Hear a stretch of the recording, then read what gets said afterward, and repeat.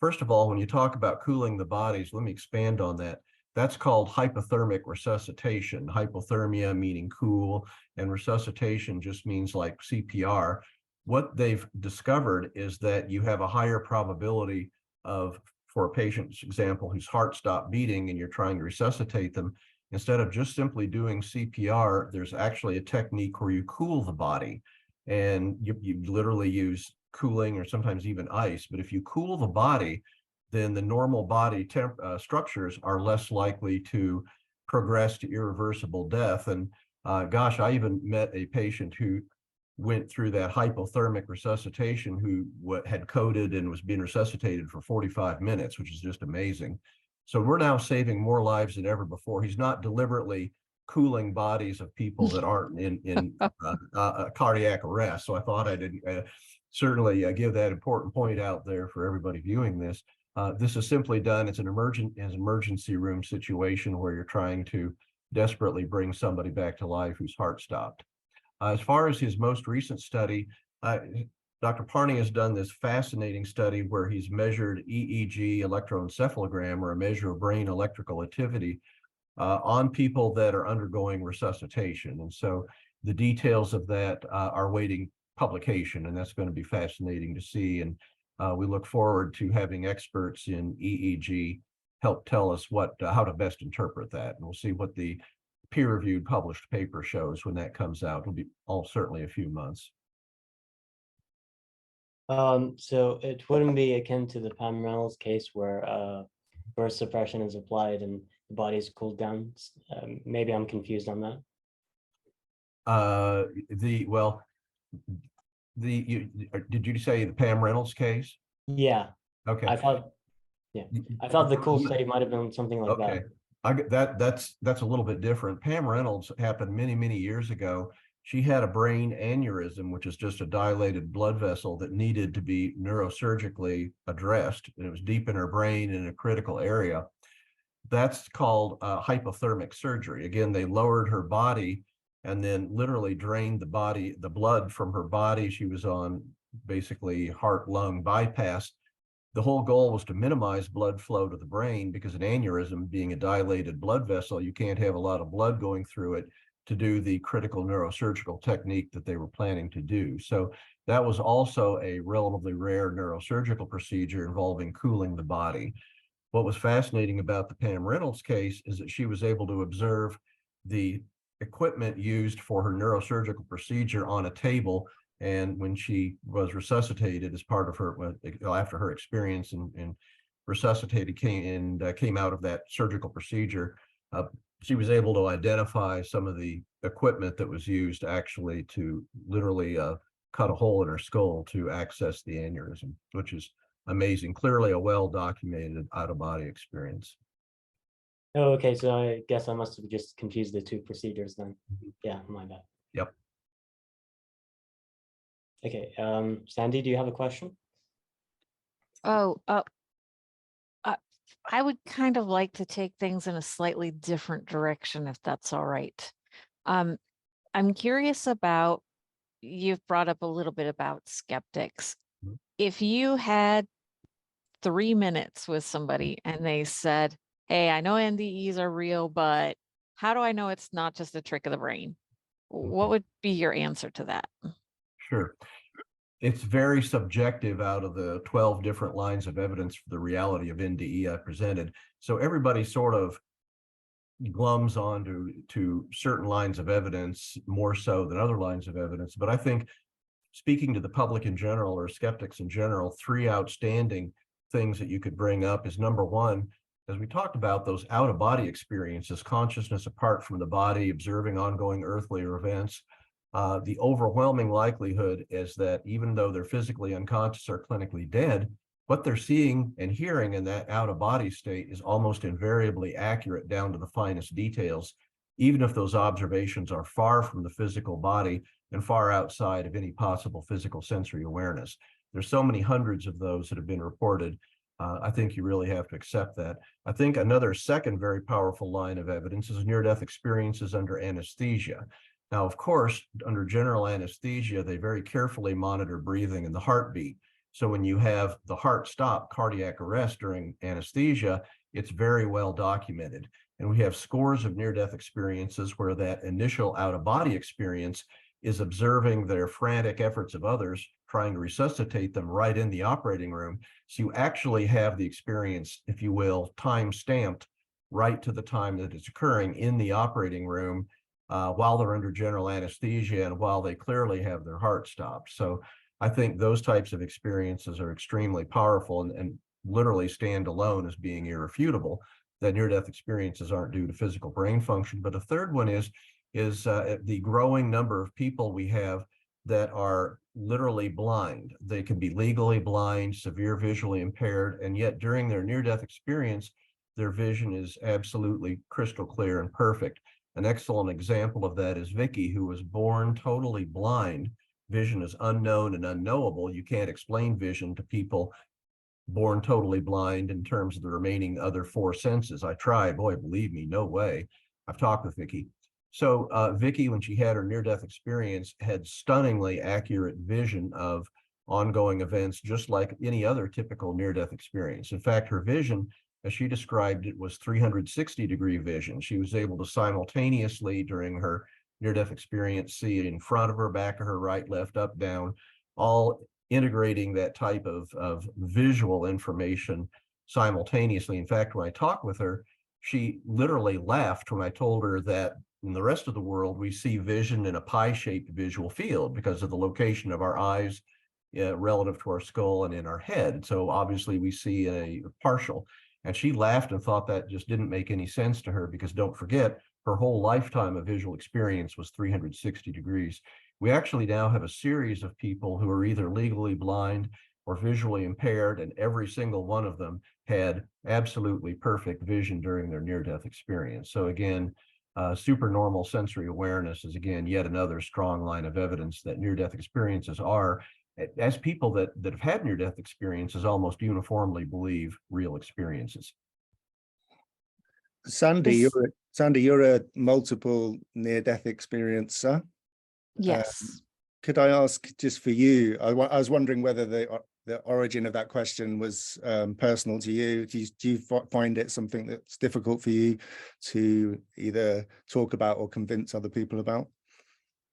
Well, I am a mod on the near-death experience subreddit, and I find that people are constantly coming in, and it's pretty much the same response every time that, oh, well, it's a trick of the brain, or it's, a dying brain with no oxygen, it's DMT in the brain. And we've done a pretty good job there. In particular, Rahman has done a very good job there of finding responses to these particular questions. And I was just curious what Dr. Long's usual go-to was for that. And it's very similar. But that does lead me into another question. Is there one specific place where we could find a large compilation of, I'll call verified, definite, we have the timestamp, we have this, we have that from,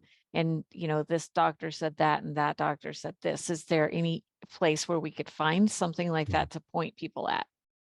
That's a good question.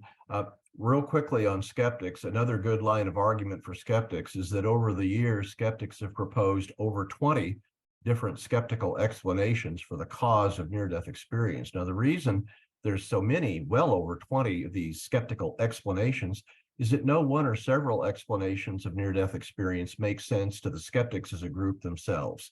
I mean, think about it. If there was really something that made sense, you wouldn't have way over 20 of these so-called explanations floating around and seemingly a new one every year, which is another powerful, frankly, line of evidence for the reality of NDE. There's no real consistency at all in any explanation that makes sense.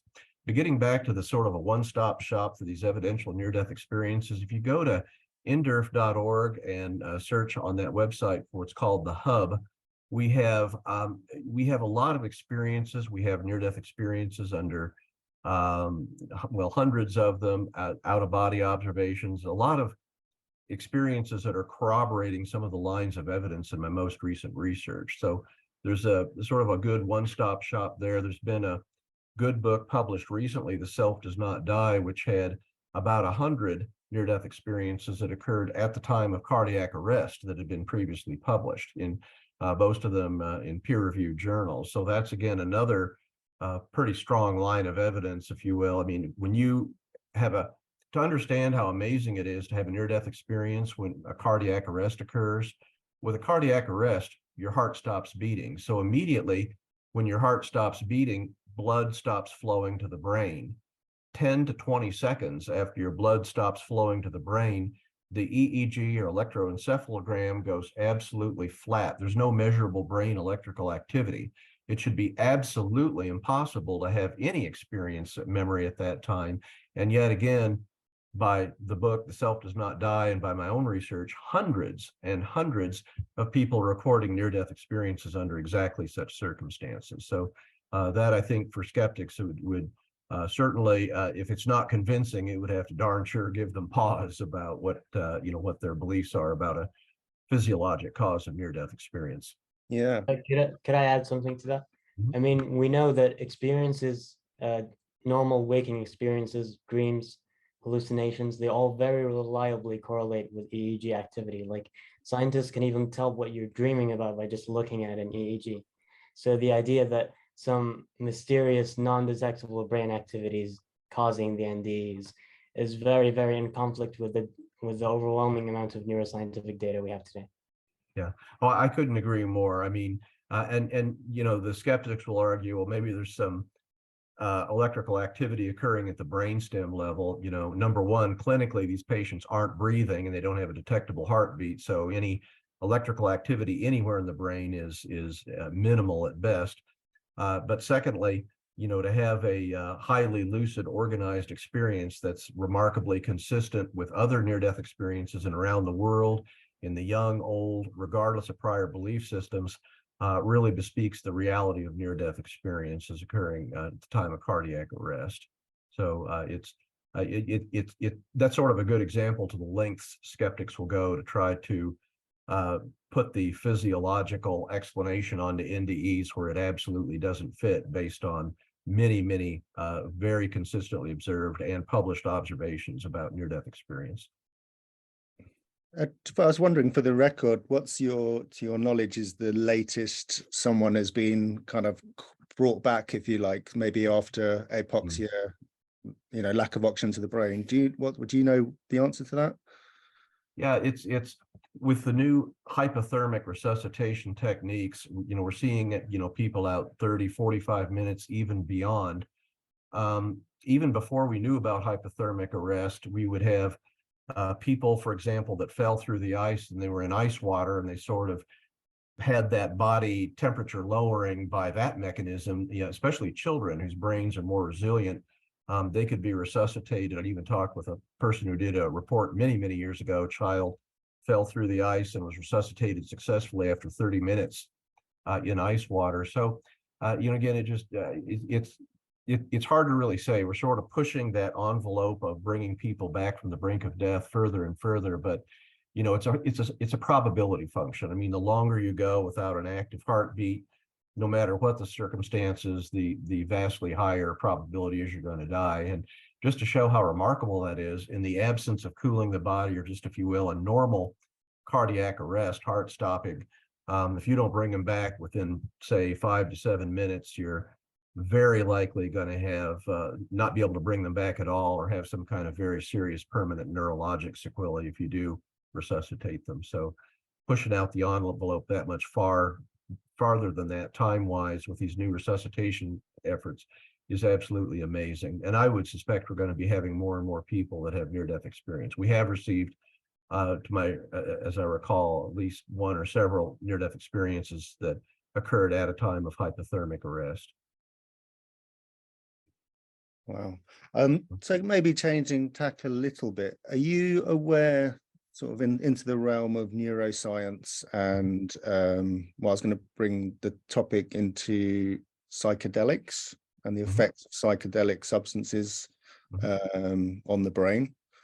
Does your research kind of branch out into that sort of area? Are you interested in that, or is that? Yes, absolutely. I'm very interested in all types of consciousness.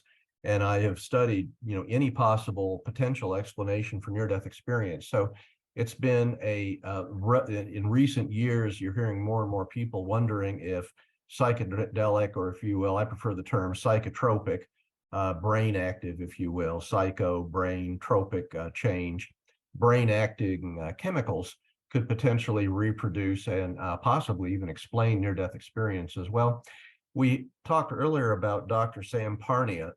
A few months ago, Dr. Parnia, myself, and a number of other co-investigators actually reviewed published medical literature about the effects of psychotropic, if you will, including psychedelic drugs, and what the experience was like. And in this quite exhaustive literature review, which we all have referenced in the article we published, it's very obvious that what occurs during a near-death experience is not at all related to what occurs during the use of psychotropic drugs. And it was published in the Proceedings of the New York Academy of Sciences. So I consider that to be the definitive published peer-reviewed publication that refutes the possibility of psychotropics being a cause or even mimicking what occurs during a near-death experience. But there's more.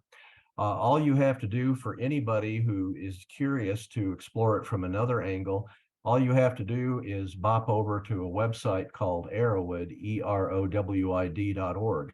In that website, they have collected thousands of first-person accounts of people that used psychotropic, hallucinogenic drugs, and then wrote up their experience in their own words, describing exactly what happened. So one of the more common psychotropic drugs that's been correlated with the near-death experience is what's called DMT, and that's a drug, an illicit drug. But if you go back on the Erowid.org website, and especially if you start reading the DMT experiences of a few years ago, or when they started collecting them, which you can do, you can go back to the very first experiences reported, and that's before it became an urban legend that DMT was related to NDE. So you're comparing apples to apples. So read 20 or 30 NDEs on our Near-Death Experience Research Foundation website, and read 20 or 30 of these DMT experiences, and oh my gosh, see for yourself. Compared to the gripping reality and stunning insights you get with near-death experiences, these DMT experiences are gross. They're much more likely to be frightening. They're much more likely to be obviously hallucinogenic. Events skip around like dreams and, well, like hallucinations. I mean, all you have to do, anybody on the planet can look at these website posted experiences, compare them, and see for themselves. The DMT experience, and when I did that exercise, I found them to literally be gross compared to the gripping reality of near-death experiences. I mean, anybody can look at that. They're radically different. I mean, there's not even close. Rahman, did you have any thoughts on that? Yeah, I think those two experiences are pretty different. I mean, I've read reports of both quite extensively, but I do think they share one thing in common, which is a massive alteration in the sense of self, at least in higher doses of psychedelic drugs. And in the past 10 years, neuroimaging has shown that the way psychedelics work, contrary to what materialists thought, is by decreasing brain activity. So they found that psychedelics don't increase brain activity anywhere in the brain. They only decrease brain activity. So even if you were going to use psychedelics as an explanation, that's not a point for materialism, that's a point against materialism. How could you explain this rich experience being correlated with only reduced brain activity? That doesn't make any sense. Right. I got to jump on this concept of using illegal psychotropic brain acting drugs inquisitively, or especially try to reproduce a near-death experience. This is dangerous. I will tell you, as a physician, there's a fairly extensive medical literature of people that have been harmed using these psychotropic substances. May I add, when you get an illegal drug off the street, you have no idea what's really in it. The FDA doesn't check for the purity of these illicit drugs, and there have been a pretty substantial number of people harmed, and at times harmed seriously, and at times killed by the recreational use of illicit drugs. So I want to emphasize, for the sake of everybody's health listening to this, it's not going to reproduce a near-death experience. You're not going to get any special spiritual insights. You're going to risk harm. Yeah, I should also reiterate the Science of the Gaps podcast is not condoning the use of any illicit drugs or substances, and I really take on board your urge to differentiate that with what we're talking about today. Yeah, Agreed. Okay, Sandi, do you have anything on that, or anything you wanted to bring? I kind of want to go back in the conversation a little bit. I apologize. With regards to, you were talking about on NDEr, you have the hub. Now, is that different from just the general where, you know, like I submitted my NDEs and you can find a bunch of other ones? Is the hub different from that? yeah. The good question. I developed the hub when I submitted my essay last year that was, you know, accepted as showing strong scientific evidence of an afterlife. The hub is actually a collection of links. It has, for example, it's a work in progress, but a fairly detailed response to most of the major skeptical arguments. In the hub, you can find some near-death experiences involving life reviews, involving encountering deceased loved ones. So there's sort of a collection of near-death experiences of those types that are evidential to the overall reality of near-death experience.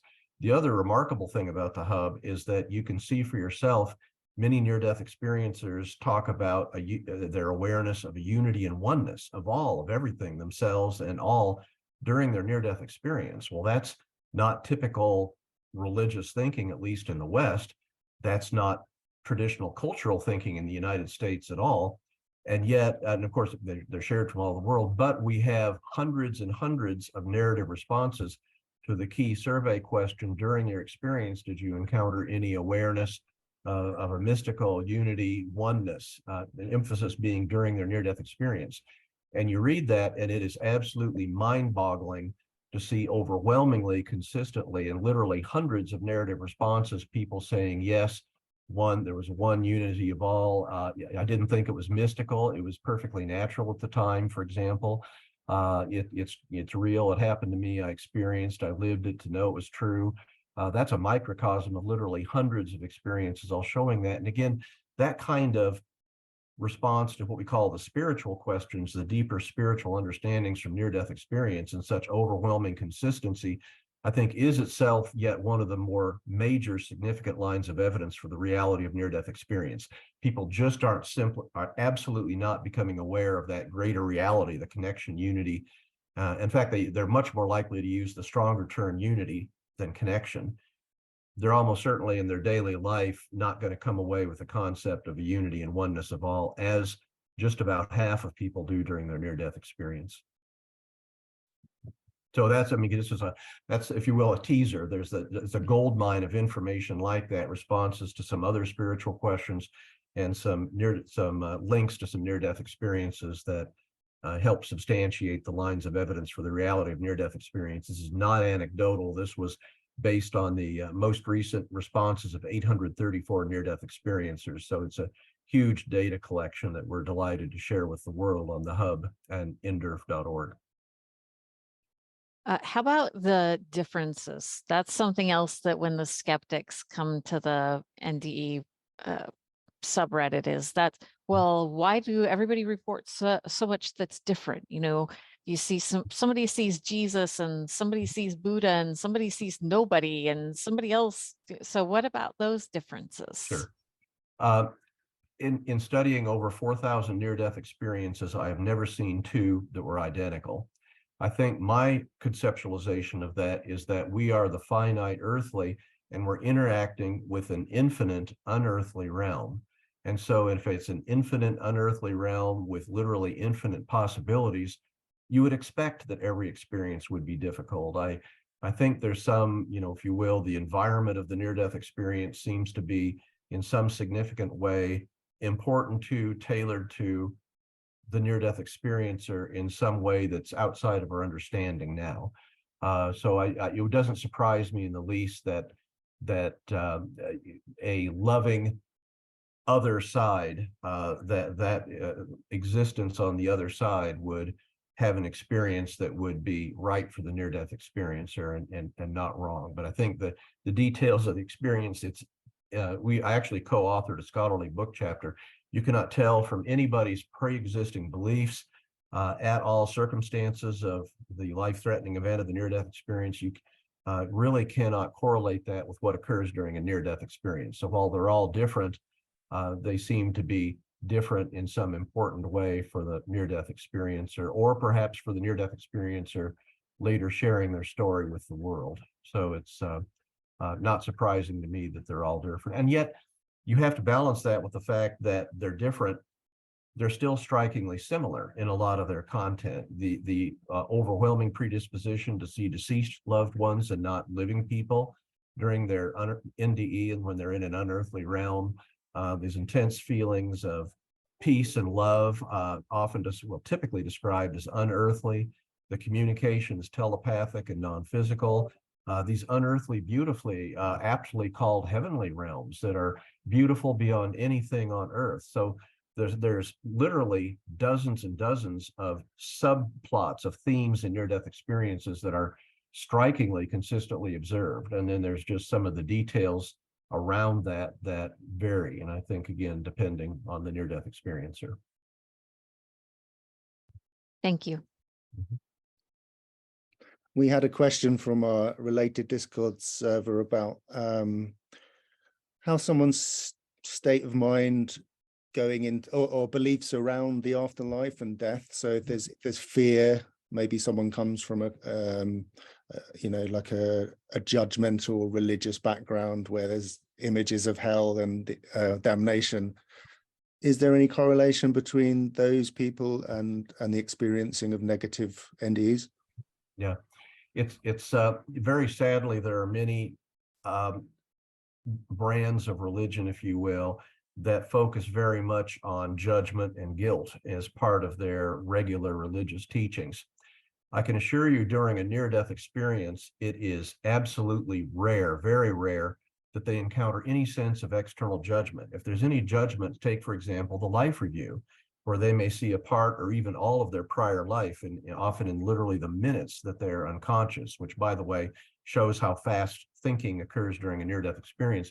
But during that time, when they're reviewing their prior life, there's often other beings that are with them or around them, and yet essentially never is there any sense of external judgment.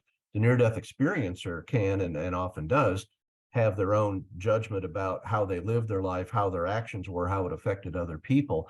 But that is one of the major things that occur during a near-death experience, is that profound lack of judgment. Even if they're in the presence of religious figures, Jesus, God, as named, variably described in near-death experience, there's essentially never that sense of judgment. And that's often profoundly reassuring to people that have near-death experiences who firmly believe that they were going to be judged. So the content of near-death experiences seems to be remarkably dissociated from pre-existing religious beliefs, personal beliefs, cultural beliefs.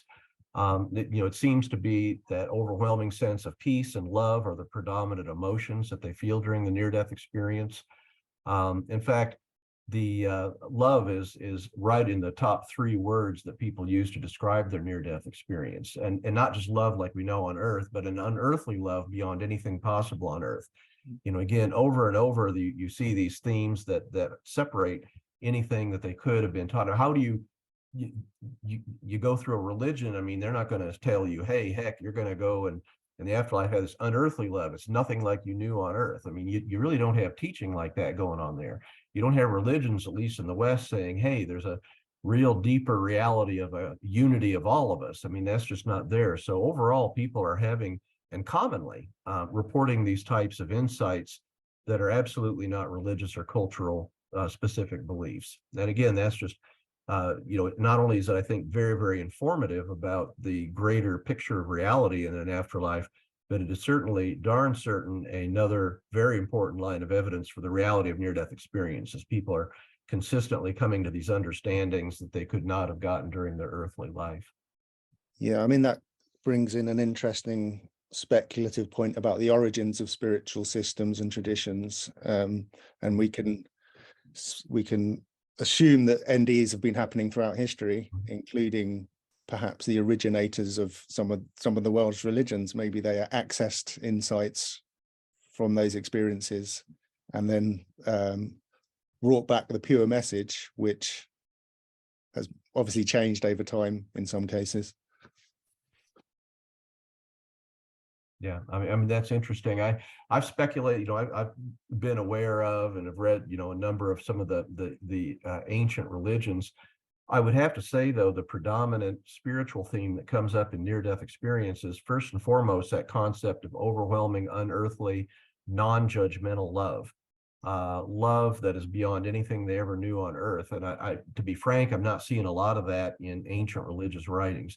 That concept of unity, oneness of all, very common in near-death experiences. Right about half of people reporting an awareness of that. You just, again, in the traditional religions, you just don't see that often. I mean, yes, it's there sometimes, but you don't see that often as a major theme, a major sort of focus of what the afterlife is like. So while near-death experiences have been going on for centuries, my impression is I don't think that they have heavily influenced some of the most ancient of religious beliefs, which were subsequently propagated and often quite influential in more modern religious beliefs.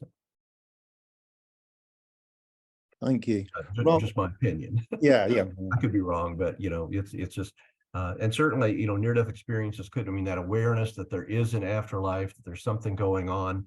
The concept that that's there could certainly have been very influential. But I think historically, if you have a near-death experience and you're coming back with these concepts of unity of all, love being the most important force in the universe, if that conflicted with the existing religious beliefs at that time, people weren't going to listen to the near-death experiencer, and we're certainly going to go to the effort of recording it, and it just would be lost to history. Yeah, I've got a working theory. I don't know how speculative it is, but if you look at the Bible and the encounter between Jesus and John the Baptist, we think of baptism as, someone sprinkling a bit of water on someone's head.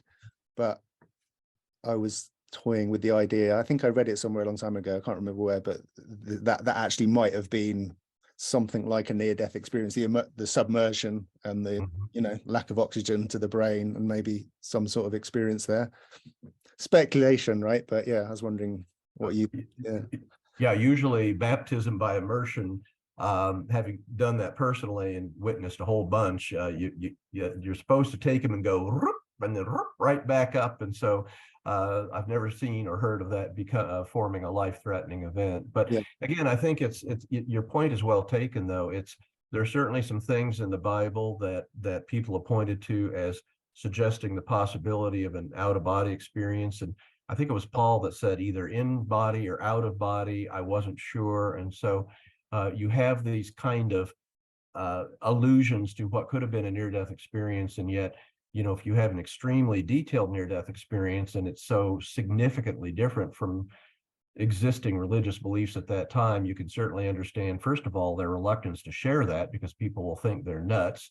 And second of all, the fact that virtually nobody was literate and could write down their experience. Almost certainly you wouldn't have anybody go to the significant effort of recording the experience and then propagating it throughout history, unfortunately.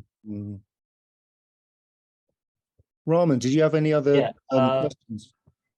Yeah, I do, but I think it's a good idea to take in audience questions now. Yeah.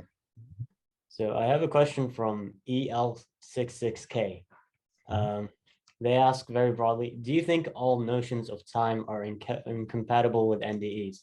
This is also for Sandi, if you want to jump in. What about something like mental time, as physicist Bernard Carr calls it? This is the notion of a time that is not measurable, objective, or quantifiable, but is simply the natural progression that results from the change of mind.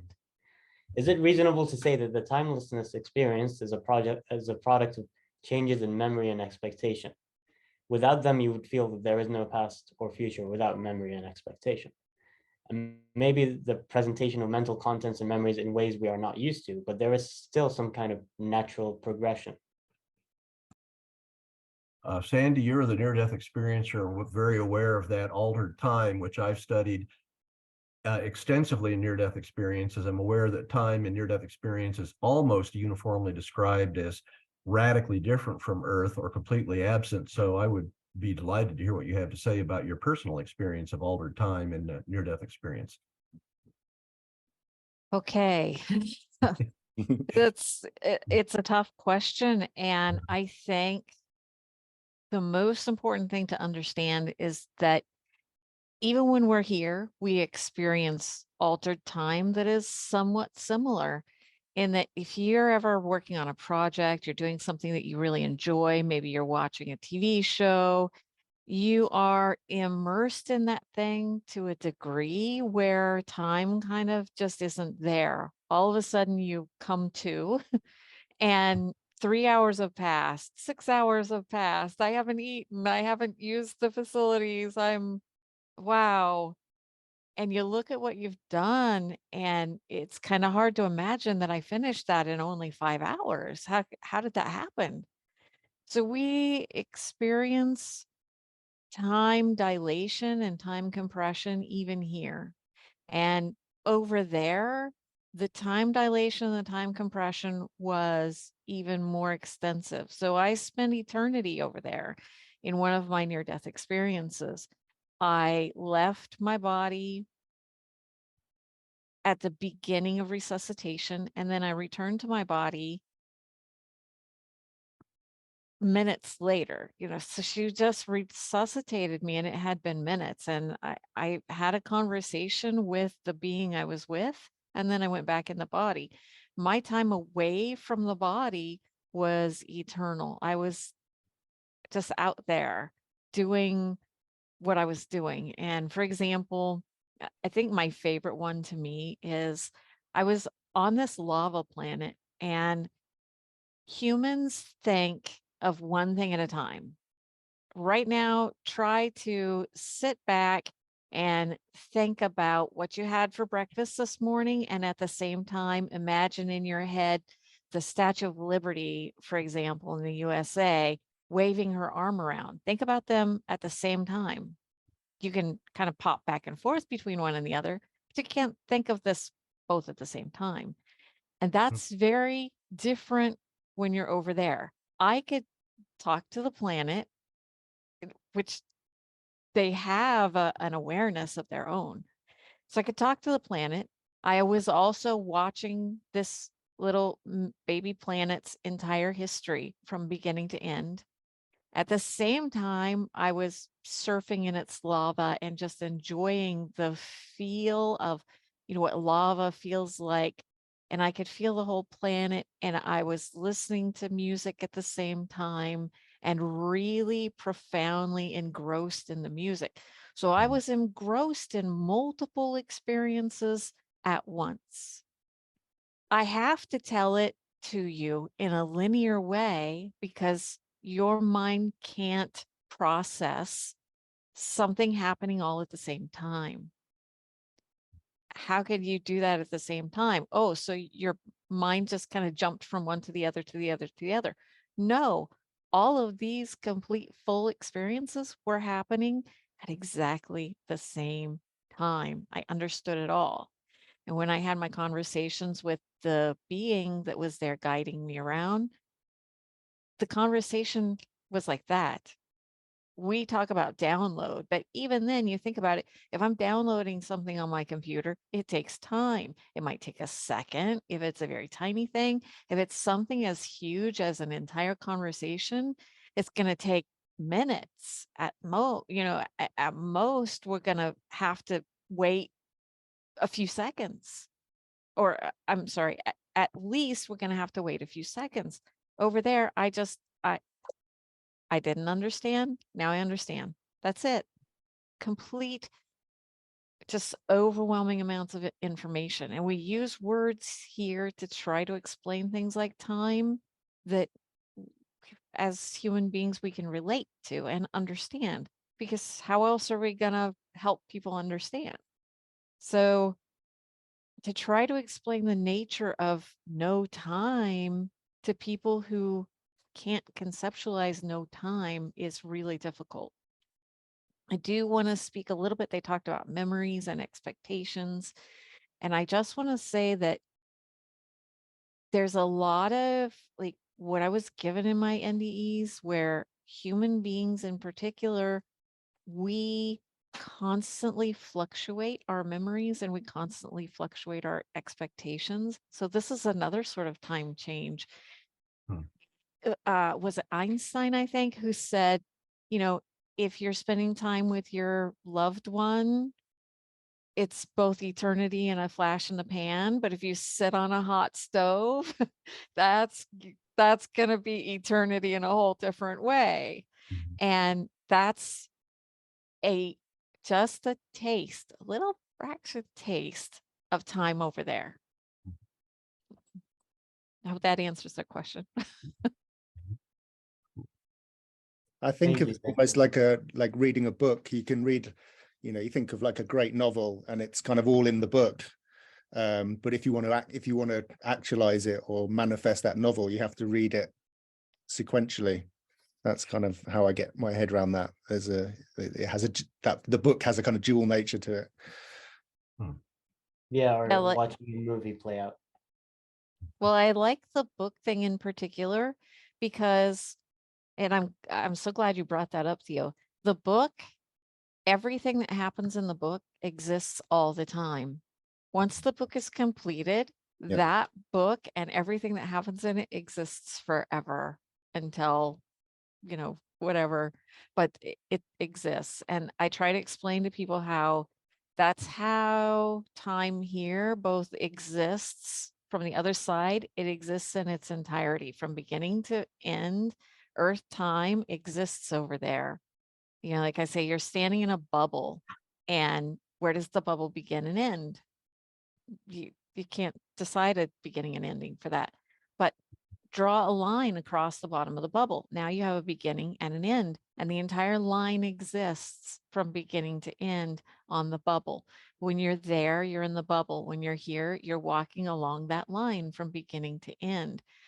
So it's both forever in progress and it's both forever completely finished. And that's really hard for people to conceptualize. So like that book idea, there's this book and everything has happened. And yet until you read it for you, none of it has happened. So, beautiful. I think this jives very well with the state of physics today. The union of quantum mechanics and gravity suggests that time is not fundamental, according to many physicists like Ed Whitting and Nima Arkani Hamed. And theories like loop quantum gravity, which is a theory of quantum gravity that is becoming very popular, suggests that time is emergent, not fundamental. So I think those direct insights are only validated by the science of today. How's your quantum physics, Jeffrey? Yeah, I'm a little bit of a physicist geek too. Okay, well, while we're talking about time and physics, I'll throw this out. Of course, we all know the Einstein equation, E equals mc squared. Well, c is the speed of light, and that's further described as d, or distance, divided by time. That's velocity. That's any velocity, including the velocity of the speed of light. So now you have E equals m times the quantity d divided by t, or time.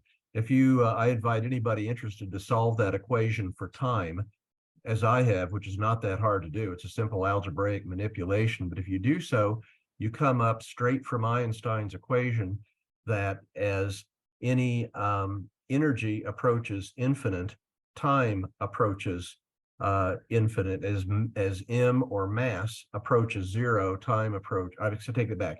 As energy approaches infinite, time approaches zero. As mass approaches infinite, time becomes infinite. So you can solve that equation and see for yourself that there may well be that sort of mystical, deeper correlation of time with very concepts of energy and mass, straight from Einstein. And of course, in a near-death experience, mass doesn't exist. Mass is weight, and near-death experience, unearthly environment, is weightless. And yet there seems to be a vast, probably approaching infinite amount of energy. So aware of that mass and energy occurrence in near-death experiences, if you solve that, you can quickly see how in a realm of infinite energy or approaching zero mass, time would approach infinite.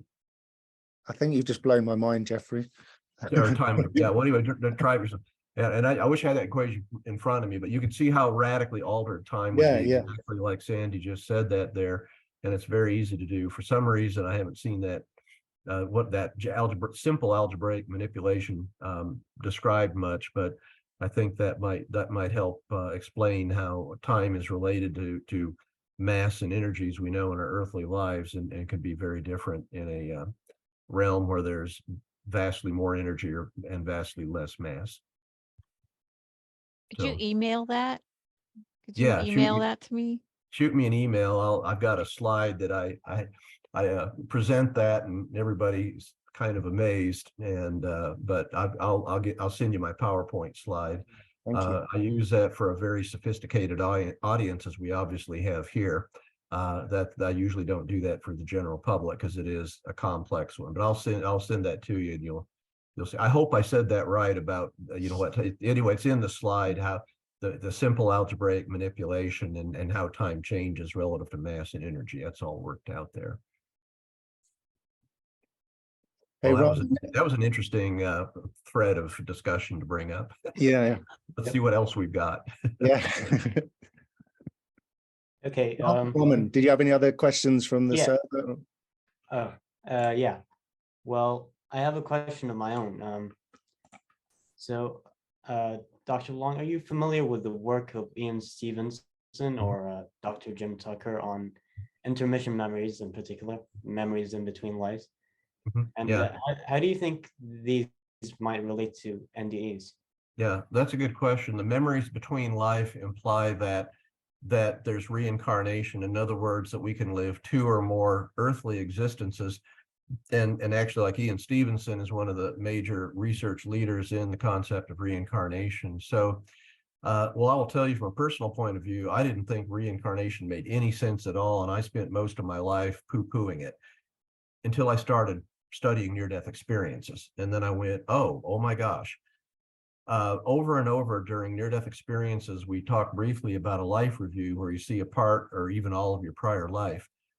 A minority of near-death experiences, a distinct minority, will then become aware often during the life review of lives they lived, earthly lives they lived prior to their most recent existing earthly life.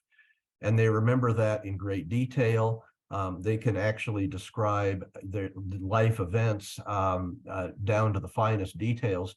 Remarkably, these descriptions, overwhelming majority, are just very mundane lives. I mean, we haven't got a Cleopatra out there, any other famous person. They're just living sort of what would have been the usual sort of life that people lived centuries ago. And some of the descriptions are very, very dramatic. So there's a fairly good line of evidence in near-death experiences, at least some of them, for the reality of a near-death experience, of reincarnation. And to process that, I've kind of conceptualized as one who didn't believe it, but now does based on evidence, that if you really believe we live in a universe of infinite possibilities, then to say reincarnation is not possible, well, you're on thin ice. So I think that's just one of the infinite amazing possibilities in this amazing infinitely possible universe that certainly can and does do. I don't know if it's extremely common, if it's everybody, but as far as the concept of reincarnation, there's some very good solid evidence in near-death experiences. And that would include, of course, memory and conscious existence in an unearthly realm between carnations on the earthly lives. Thank you. Sandi, do you have any thoughts on that? I was essentially told directly that reincarnation is the way things are, and it's voluntary, and it's voluntary from a soul standpoint, not from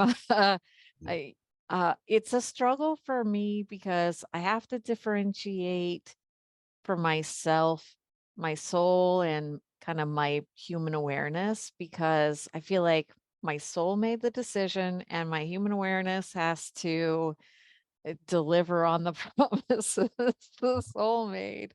And having been through that and being told, yes, reincarnation is a thing. Karma, the way it's taught in most religions, is not a thing. We're not, incarnating here is not a punishment. And things that happen to you are not because you were a bad guy last time.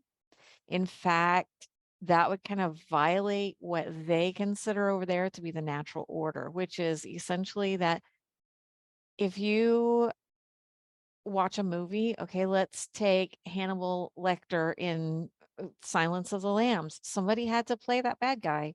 Somebody had to do that. And we don't look at Anthony Hopkins and say, oh my God, you're a monster. You need to be executed. You need to be tortured forever, because that wasn't really real. And technically speaking, to us as we're living in this life, it's really real. And so it's very easy for us to want people to be punished for what they've done here. A lot of times, particularly with things like psychopathy and mental illness, things that lead to very negative, violent actions, these are not coming from a person waking up one day and saying, I think I'm just going to be evil today. That sounds like a great thing to me. And if you ever listen to or read through even the worst criminals with the most psychopathic tendencies, they will try to justify their behavior. And I feel like a lot of people don't understand the depth of what that really means. That means that even the worst people on the planet who've done the worst things, they try to justify their actions because they want to be good. It is human nature to want to be good. So their reasons for what they did in their mind, now not mine, but in their mind, their reasons were good. They thought of themselves as the hero in the story of what they were doing. The people who injured me, Dorothy, the foster mother who very, very incredibly harmed me, from her standpoint, she was trying to get the demons out of me. So from her viewpoint, she was the good guy in the story. And I think a lot of people misunderstand this, okay, I was a bad guy last time. That's why I'm being tortured this time. I must have been, and I've joked about this a long time ago before I kind of really internalized what they were trying to say and accepted it, that I must have been Hitler for everything that's happened to me. I must have been Hitler, and maybe not even Hitler. Maybe I was like the Stalin first and then Hitler. And then, I thought I must have been the worst human on the planet to go through what I have.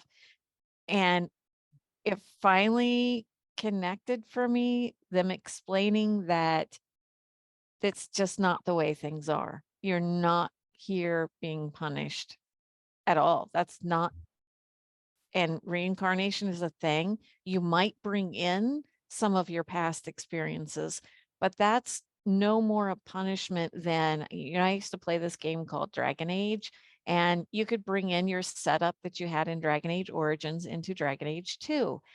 And it just changed the story a little bit. It made things cooler. You could experience this, that, somebody'd show up from the first game. That's it. That's the extent of what it is when you bring karma into the next life.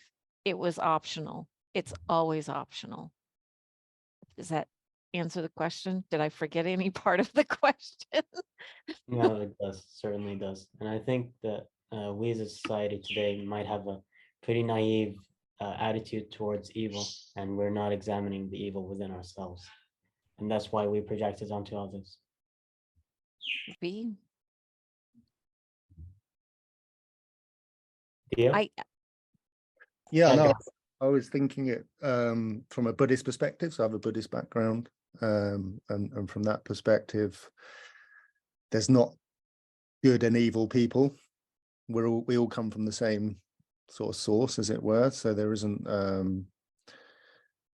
a kind of objectively, kind of eternally defined evil person. It's not. That's not recognized in that tradition. So I think that kind of ties in a little bit with what you were saying, Sandi, from my perspective.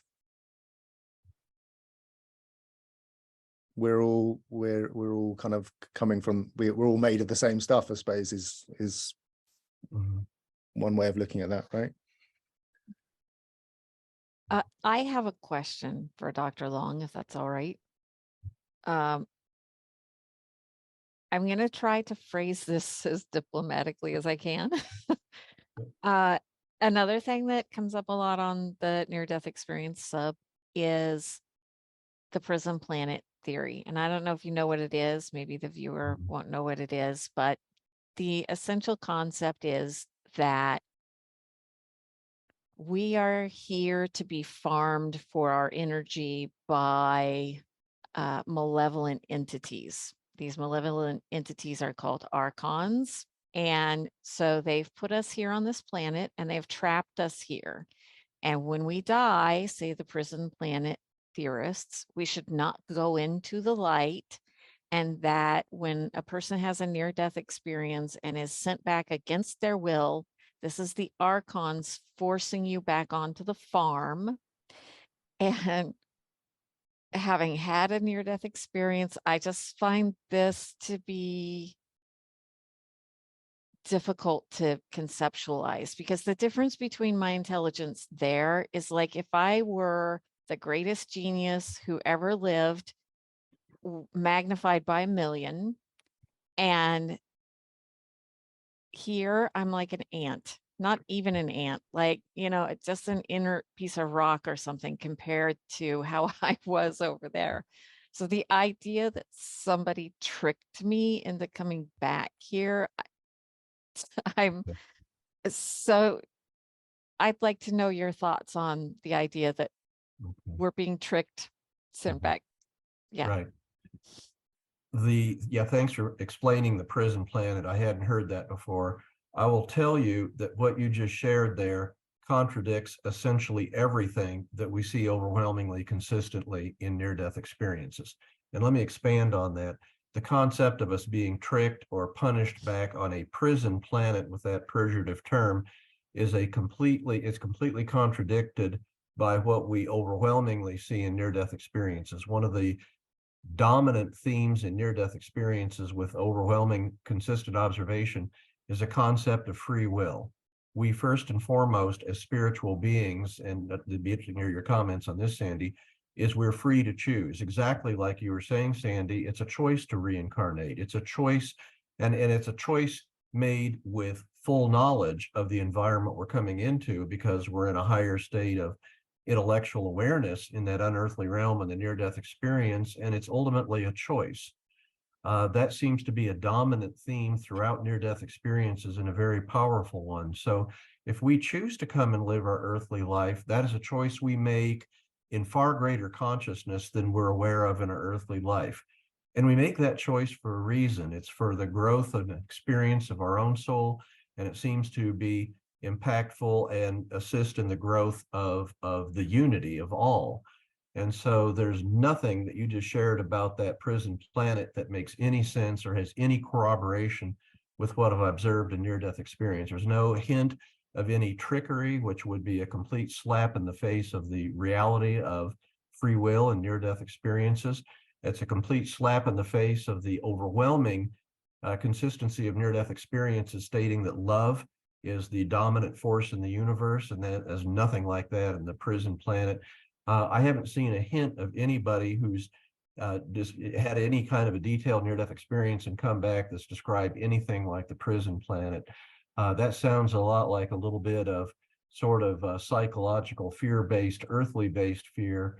And the fantastically good news for those that have concerns or especially fear about the prison planet is that there's nothing like that described in near-death experiences, where we're loved for all we are, who we are, and everything that we are. We have free will, and we're a part of the great unity of all. So that's our destiny and our heritage as souls living our earthly life. And it's nothing at all like a prison planet. It's got a kind of reminds me of kind of Gnostic. I don't know if anyone knows kind of Gnostic mythologies, and the idea that this isn't it. There's somewhere else we need to get to, because this isn't it. Whereas what I hear from what you just said, Jeffrey, and a lot of the NDE experiences is that we are here. There's nowhere to go. You know, we've got it here. It's under our noses, as opposed to we need to escape something and get somewhere else. Yeah, we need to live our life as best we can. And I think it's powerfully encouraging to know that our heritage is as souls in that part of an eternal, overwhelmingly loving, unified existence, and that will be our destiny, where we ultimately go back to our real home. And Sandi, out of your personal experience, I'd be very interested to hear what you have to say about what I've just stated seems to be my very consistent observations in near-death experiences.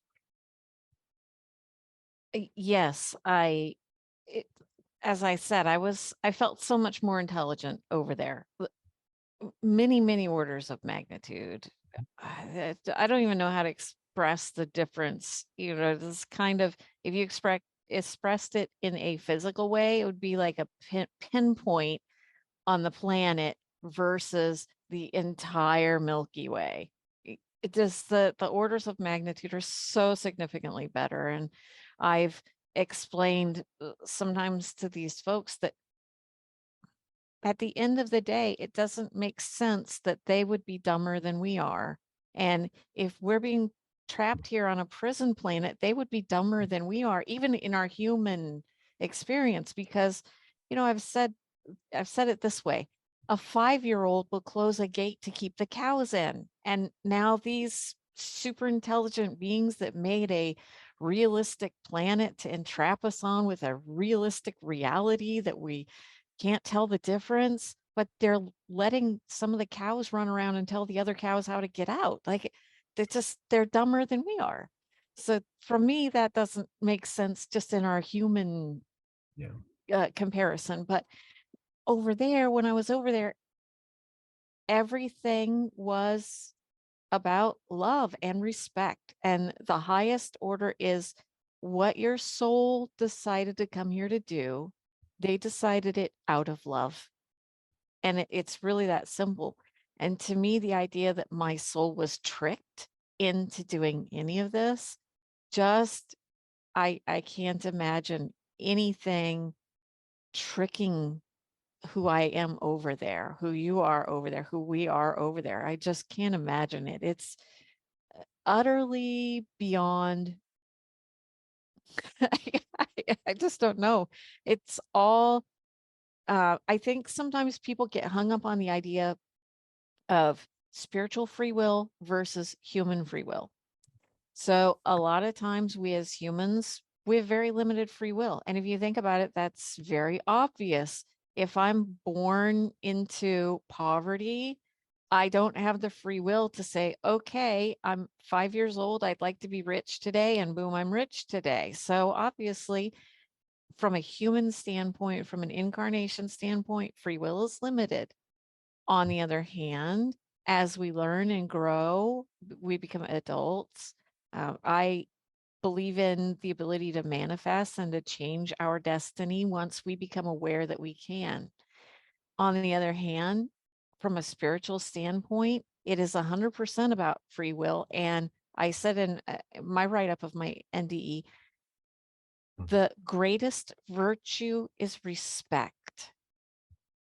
The greatest tool, the greatest emotion, the greatest way to treat people, you know, all of these things is love. And love is the underpinning fabric of everything. Love is life. Life is love.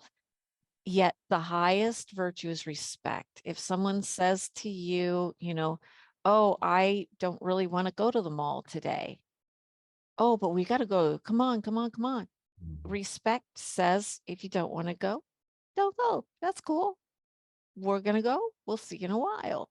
I know I'm being oversimplified with this, but at the end of the day, respect is saying, I will treat you the way that you want to be treated, as long as I don't have to harm myself or anybody else to do it. And that's the highest virtue over there. When I was playing on the planet, hey, do you mind if I play in your lava? I didn't just go change the motion of the lava or change the streams or change, because, you know, that's a soul, that's an awareness, and it has a right to flow its lava the way it likes. And over there, you're expected 100% to have respect, and you're the one expecting it of you. Have respect for others, for their free will. Don't intrude. Don't go where you're, I won't say not wanted, but don't go where your interference is not wanted. Don't do what's not wanted by the other person. And the very idea of a prison planet is so far removed from that. It's literally the opposite end of the spectrum from my own individual experience, which was you have respect, period. You people say, well, what if I don't want to? What if I want to do this? Well, you don't not want to there. That's just, you are respectful because that's who we are as souls, as beings, as the oneness. There you get it. Like you get it. Yeah. So Dr. Long, how are you doing on time? Oh, I love this. This is a fantastic conversation. We just keep going as long as everybody else wants to keep going. That's my respectful comment. Thank you. I'm having some fun too. So I have a question for myself, and that is, what do you see as the biggest cultural barriers to the acceptance of NDEs in the current paradigm today? Yeah. Like what social or psychological factors are stopping this from happening? Yeah.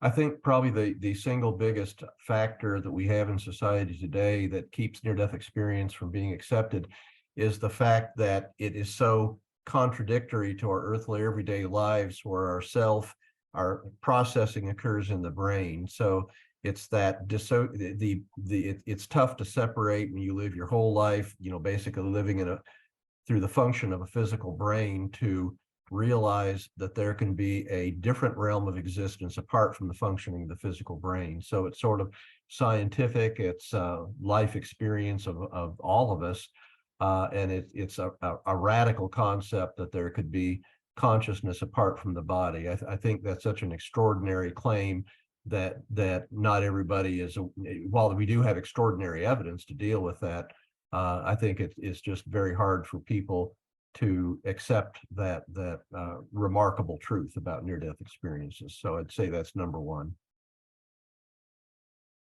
And that's like across the board, right? In every culture seems to have that kind of baked in, would you say? Yeah. Yeah. And I mean, I have to go back to when I started reading about near-death experiences. I mean, here I read my very first article in a medical journal that had the title Near-Death Experience, and it's so radically different from everything I knew in my medical training and everything that I'd ever experienced in my life. I mean, you have to start out by saying appropriately a skeptical. I mean, a skeptic, and you literally, when you have something that is a complete different paradigm from what you've believed and experienced your entire life, your appropriate initial instinct would be, wow, that's incredible, but prove it.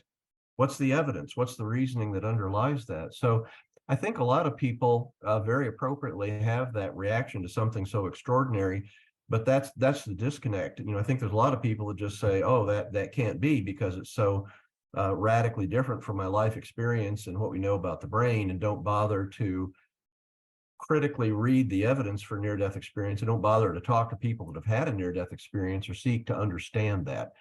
There's just simply a block where they say that's so different from everything I thought and believed. I'm not going to pursue it. So that's you can understand why the majority of people have either never heard about near-death experience, or given it how extraordinary it is, they won't pursue it any further. And I think part of the compounding problem of that is there's so much crap in the world, where people say, you go through, a pot of gold at the end of the rainbow. Well, that's not there. You have the tooth fairy. Well, that didn't really happen either. There's just a lot of myths and a lot of things that you kind of go through your life and you hear extraordinary things and you find out later they're not real. So near-death experiences are completely different from all that. They are reality. And so I think people may become jaded or just skeptical because of so many things in their life that they hear that are extraordinary, that they, ultimately are found not to be real, or there's certainly not a lot of good evidence supporting their reality.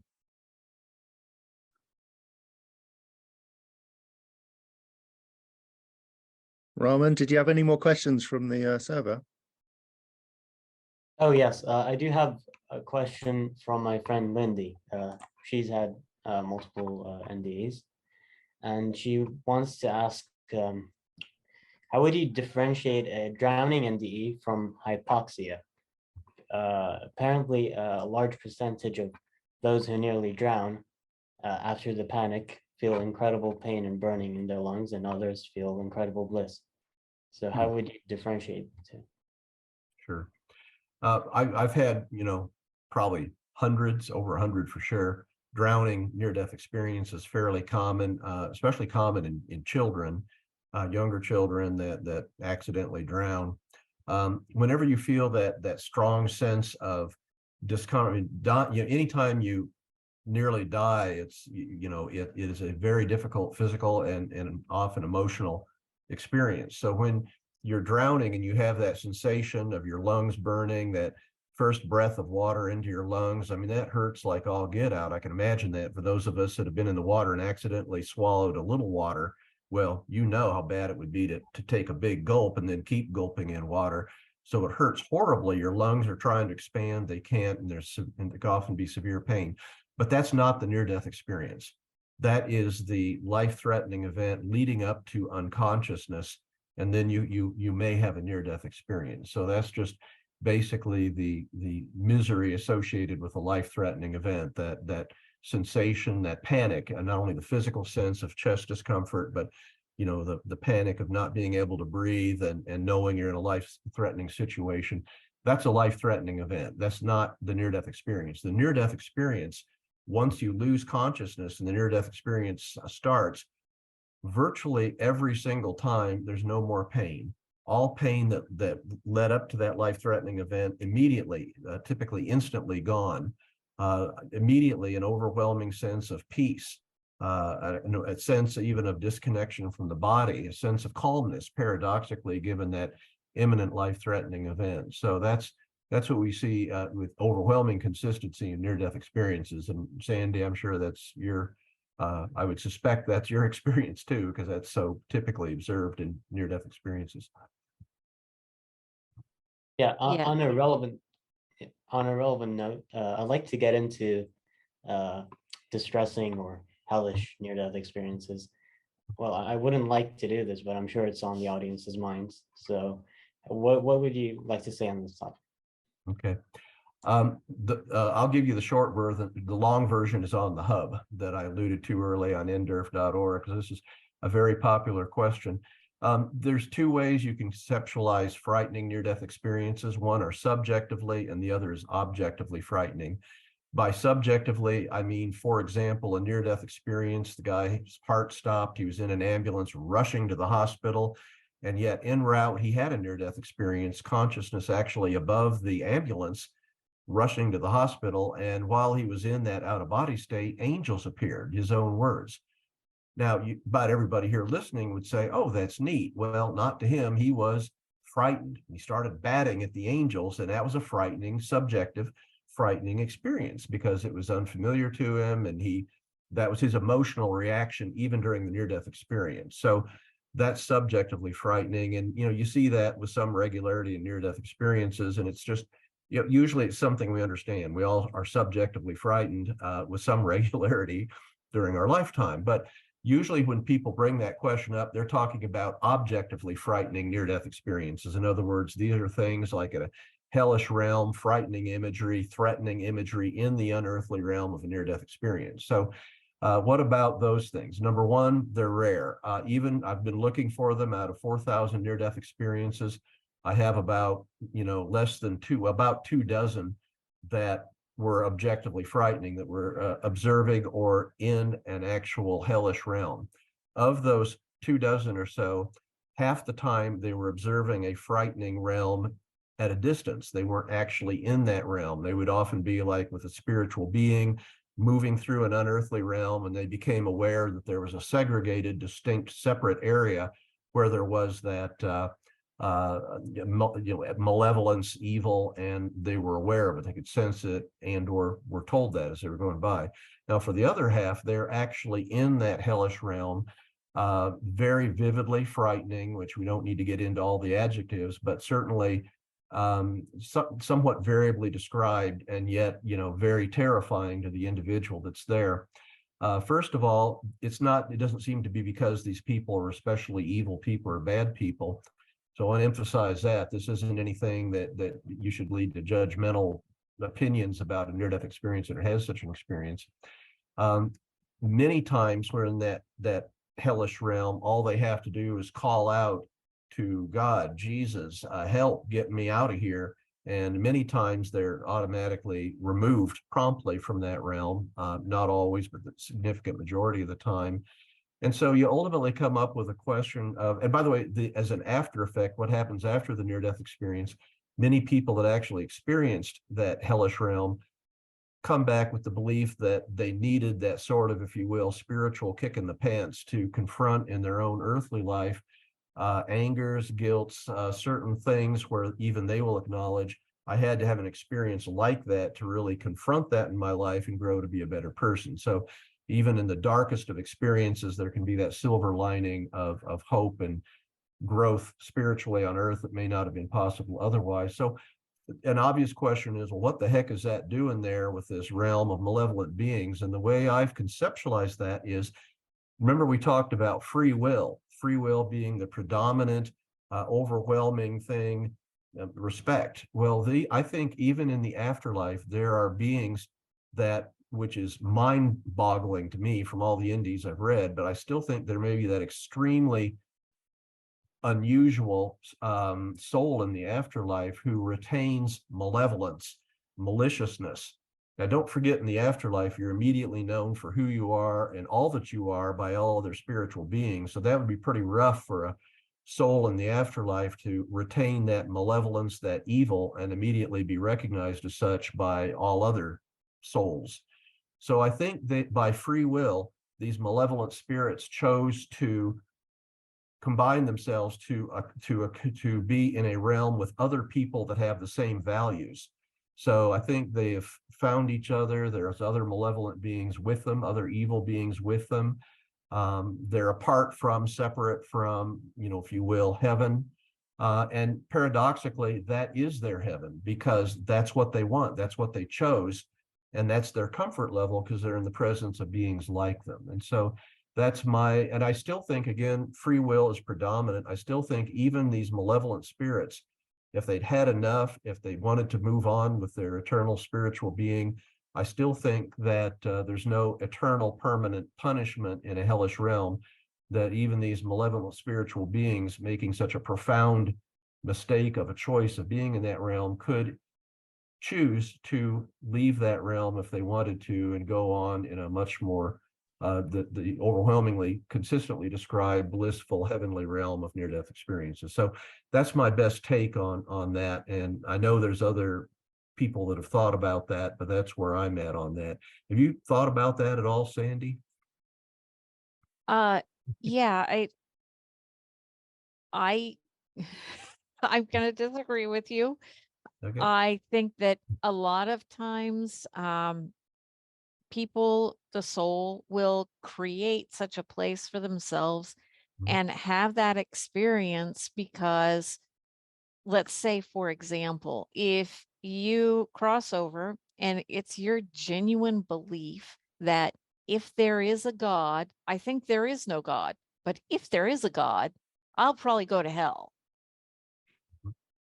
If they were given a different experience than that, that would be damaging to the human part of their psyche. To go over and on this deep subconscious level, you genuinely believe if there's a God, I would be in hell. Well, one thing that does happen when you cross over, you find out that there is something there. There is a power there. There's, whether you want to call it the higher power, whether you want to call it God, whether you want to call it whatever, a law of the universe, there is something there. So the one thing that you're going to experience is you're going to go over there and realize there is something here. And so a person may on a subconscious level. So I don't want people to think that I'm saying that you die like, oh yeah, I always believed that if there was a God. You may not be even aware that you had the thought. that, it's so deeply embedded in your mind that you don't know. So they cross over, and they believed that if there's a God, I'll be in hell. I don't think there is one, but if there is one, I'll go to hell, because that's what I was raised to believe, is that people who do this, maybe I'm gay, so I'm obviously going to go to hell. Or maybe, I don't like children and everybody should like children, so I should go to hell. Whatever might be in their deep-rooted subconscious mind that says, this has to happen to me if there's a God. And now you find out there's definitely a God. So then that doesn't happen.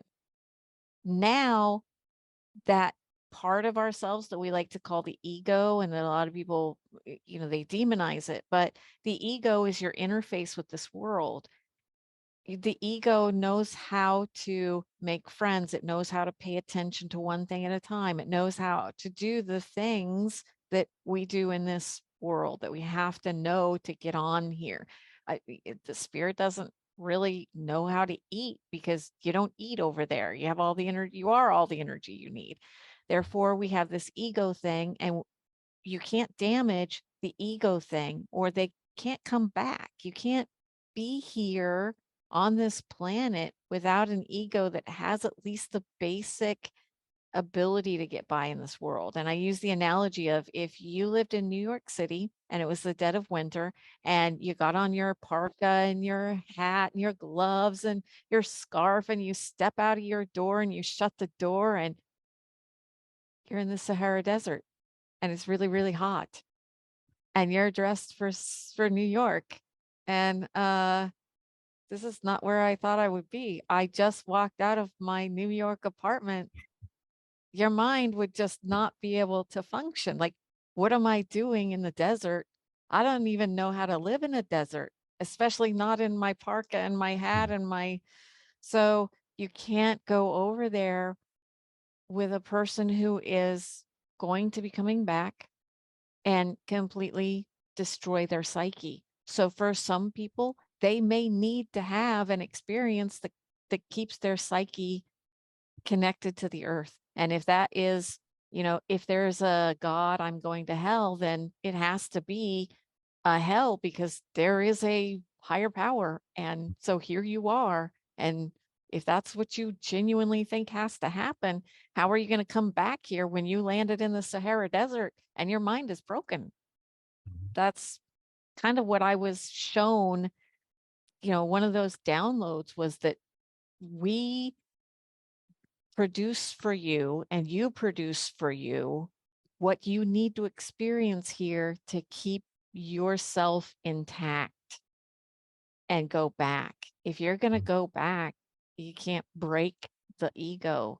You can't completely destroy the part of you that interfaces with that computer simulation, or, whatever you want to call this reality, that illusion, that what you want to call it. You can't break that. I'd like to relay a personal experience I had relating to this.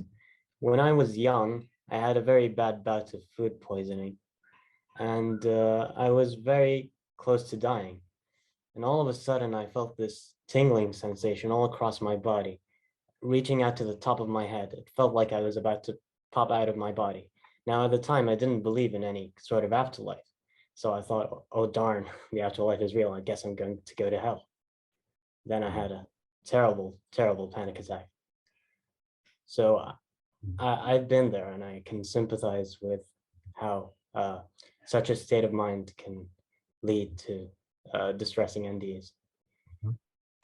I think it's notable that both my thoughts about hellish realms and what we heard from Sandi significantly both involve free will. In other words, ultimately, it is soul development, and it is a product of a loving universe, ultimately, in allowing free will, even if the free will, is that way. It also, both of our thoughts about this, notably, do not have a punishing all divine or God, if you will, where you're permanently involuntarily sent to hell, which is the predominant earthly belief about how hell works on the other side. So I would submit me and Sandi's thoughts are a lot more similar than they are dissimilar. And There may be maybe there's several different through each being a product of free will.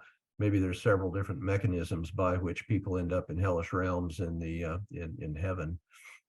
We don't know I mean, as hard as it is to understand, you know, the unearthly realms of love and peace. Imagine how hard it is to learn about evil in that realm. I mean, it's you know, it's very difficult. So it's back to that old adage. I still think what we don't know about near-death experiences outweighs what we do know.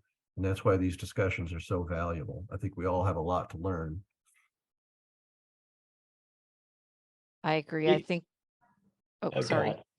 ahead. I think, you know, just for me, the difference is that I believe that there's essentially one kind of soul. Like people think there's human souls and animal souls and good souls and bad souls. And I just believe that there's souls and everything else is what souls are choosing to do.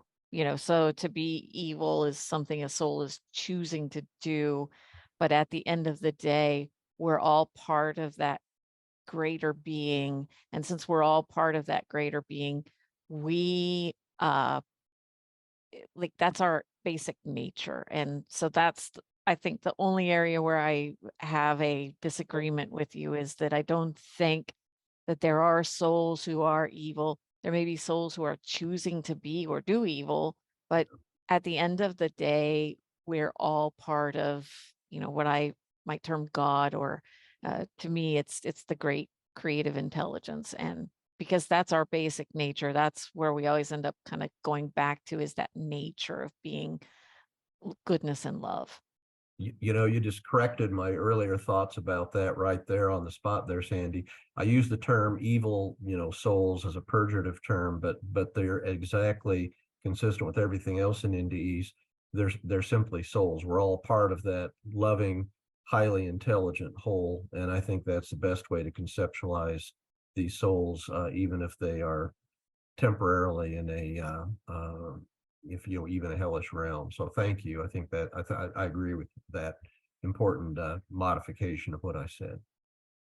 How's that? Just progress. Like I said, what we don't know about NDEs outweighs what you do. And you can learn stuff right during these talks. And I think that's more accurate than what I've been representing. I'll have to change what I wrote on the hub. Evolution. Here we go.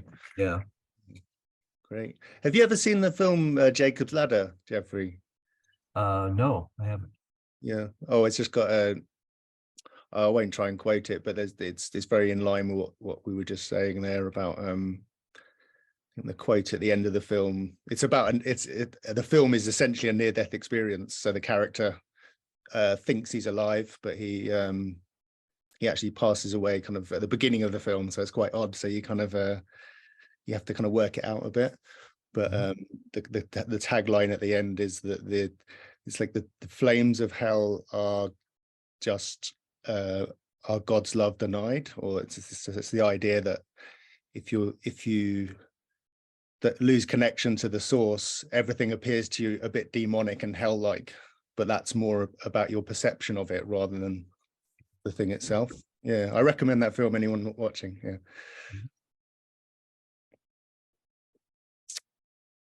Any other questions from the peanut gallery, Rahman? Well, I'm out of audience questions, but I have some questions of my own. Do you think NDEs can be grokked by the human intellect? Are they something conceivable to the human mind, or do they not comply with the limitations of our limited cognitive capacities here? Sandy. I think he's asking you. Oh, okay. I mean, you have a greater. We both have to, you know, from one who didn't have an NDE to one who did. You know, just I could tell you it literally took me years to grasp the change in beliefs and values, you know, in cognitive awareness of near-death experiences, even though I was getting them with extreme regularity in my research on the website. I mean, you know, we get multiple weekly on average, and so I would just say there's sort of you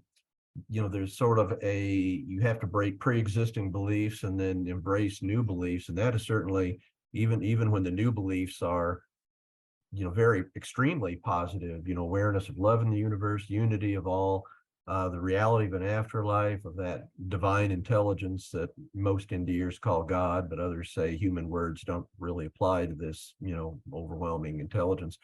I can tell you it's a process.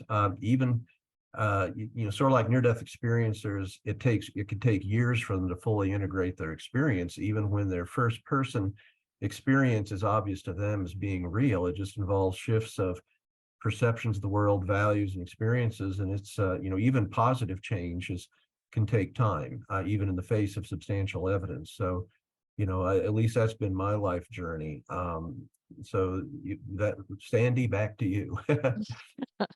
Oh, well, I will say that having had NDEs and then being here, it can't. Like, you can't, the human mind really just can't. I had them and I can't with my own. There are parts of it that are locked away, but there are other parts that, like, I understand knowing that, and I remember having thought of multiple things at the same time, but I can't do that now, and I can't even conceptualize that now. Like, how did I do that? Because it doesn't compute to my human mind. You have to remember that having had an NDE, that doesn't mean I didn't come back here with still, I came back into the brain, and just to help understand that a little bit, in my point of view, and from what I understood from what I was told, is that basically the human mind, the human brain is a limiter. The human body is a limiter. Why do we see only 3 colors? Because our eyes are created to bring in light and to filter out all of the light except for 3 colors and all their shades and variations and combinations. So our ability to see is limited by our eyes. And think also about the fact that our nose, a bear can smell something from 3 to 8. If the wind is blowing right, they can smell 50 miles away. Most humans can smell about 50 feet if they're really lucky, I have an exceptional sense of smell, and I smell a skunk, and then everybody else in the car is like, oh, a skunk. And I'm like, I said that like 5 minutes ago. So that's a limiter. And what we taste, we're limited. What we can feel, we have, as much as it may seem like, we have X square footage to feel, to feel with. We have X square footage. When you're over there, I could feel the entire planet that I was on.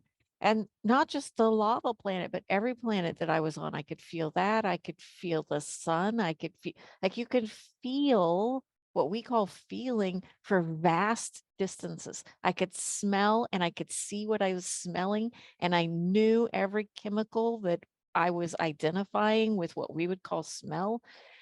So it can't be conceptualized, in my personal opinion. Like, it can't be understood. The best you can do is give kind of a human equivalent-ish. Yeah, I thought so. L66K asks to Dr. Jeffrey Long, what are other viable explanations do you think there are besides an actual afterlife? Sorry, it's L's brother, not him. Okay. Alternate explanations for near-death experience. Wow, that's difficult, because I've studied all of them and tried to form an opinion. And as we mentioned, there's over 20 of them, and none of them hold water. And I even addressed that on the NDEr website in the hub. It's very much a work in progress, but I mean, none of them come close to holding any possible explanation. I would have to say the so-called best skeptical explanations just seem to be what's popular at that time. Having done this over 20 years, I've seen sort of the more common skeptical explanations be hypoxia, or lack of brain oxygenation, residual electrical activity in the brain, brain chemistry, whatever the heck they mean by that. In fact, that early on, 20 years ago, there was some questionable, gee, are people making this all up? Well, oops, now that we have thousands and thousands, all reporting, obviously not. And, it's sort of, there hasn't been one we had another one, a fairly common one that popped up more recently, was, are they fragments of memory as you enter unconsciousness, and then or fragments of memory as you exit from consciousness? That was proposed for a while, but that doesn't make any sense at all, because the near-death experience, when they're out of body, they're not seeing ongoing earthly events as they enter unconsciousness or exit from unconsciousness. It's while they're unconsciousness. In fact, the near-death experience starts concomitantly with the beginning of unconscious and ends concomitantly when consciousness returns. And so, in fact, even a survey question, at what point were you at the highest level of consciousness and alertness?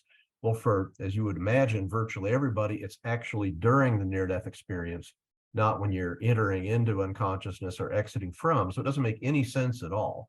And so, you know, these skeptical explanations come up, and they seem to be popular for a while, you know, like psychedelic drugs now. I hope that dies a natural death, like so many of the other skeptical explanations. So I really would struggle to come up with any one that makes sense. It's so overwhelmingly such an overwhelming amount of evidence points to this being against physical brain function in any way that the physical brain does, that I really couldn't pick up even one or several NDE explanations that come close to at all to explaining basically anything we see during the near-death experience, let alone the totality of all that's observed.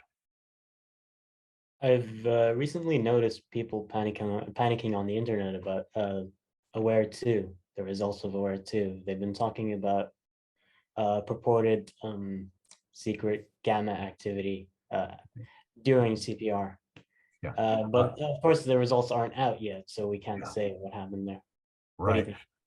Yeah, I can tell you, and I'm aware of that. Again, I'm aware that hit just within the last few weeks. And it talks about residual electrical brain activity. Good Lord, we went through this with rats, that they did electrical brain activity measurements, you know, for dying rats. And just because there's a huge difference between residual flashes of electrical activity in depolarizing cells dying throughout the brain, and the electrical activity that's necessary in the brain, anybody's brain, anything's brain, in order to have highly organized, lucid, conscious experiences. I mean, they're two completely different things.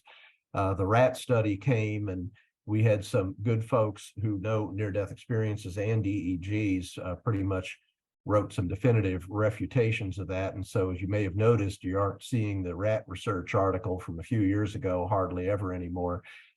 Join my club. That's exactly what we see year after year with the skeptical arguments that come up.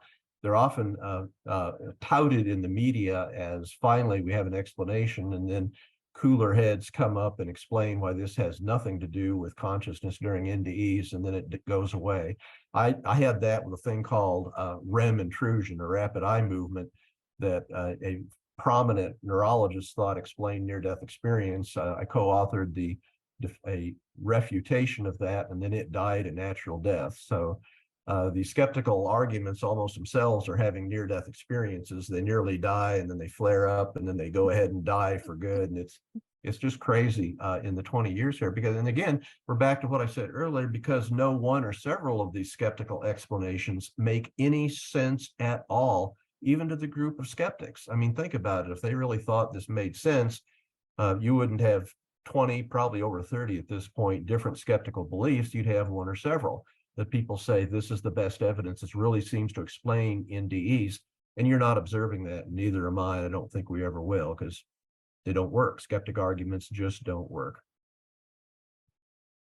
Yeah, and there was this recent case study on a unfortunate case of an epileptic man who was suffering from epilepsy. And he allegedly had a surge of activity prior to death. But the problem there is, like, if you look at the paper carefully, you can notice that there was no surge in activity. First of all, like, it was an increase in relative activity, not total activity, which is different, because other frequency bands might go down and gamma stays the same. So there's an increase in relative gamma, but no increase in total gamma. Yeah. And of course, we can extrapolate onto a healthy population the results of a guy suffering from epilepsy. And furthermore, there's been many EEG studies on people who've normal, healthy individuals who've suffered cardiac arrest, and we noticed that the brain goes totally flat 30 seconds after cardiac arrest. Yeah, that's a good point. It blows my mind that people would think residual electrical activity when they're clinically absolutely beyond unconscious, comatose. Their pupils don't dilate when you shine a light there. They don't respond to sharp touch. I mean, they're dead at the brainstem level. I mean, it's obvious, believe me, to doctors or anybody taking care of people that are well into cardiac arrest.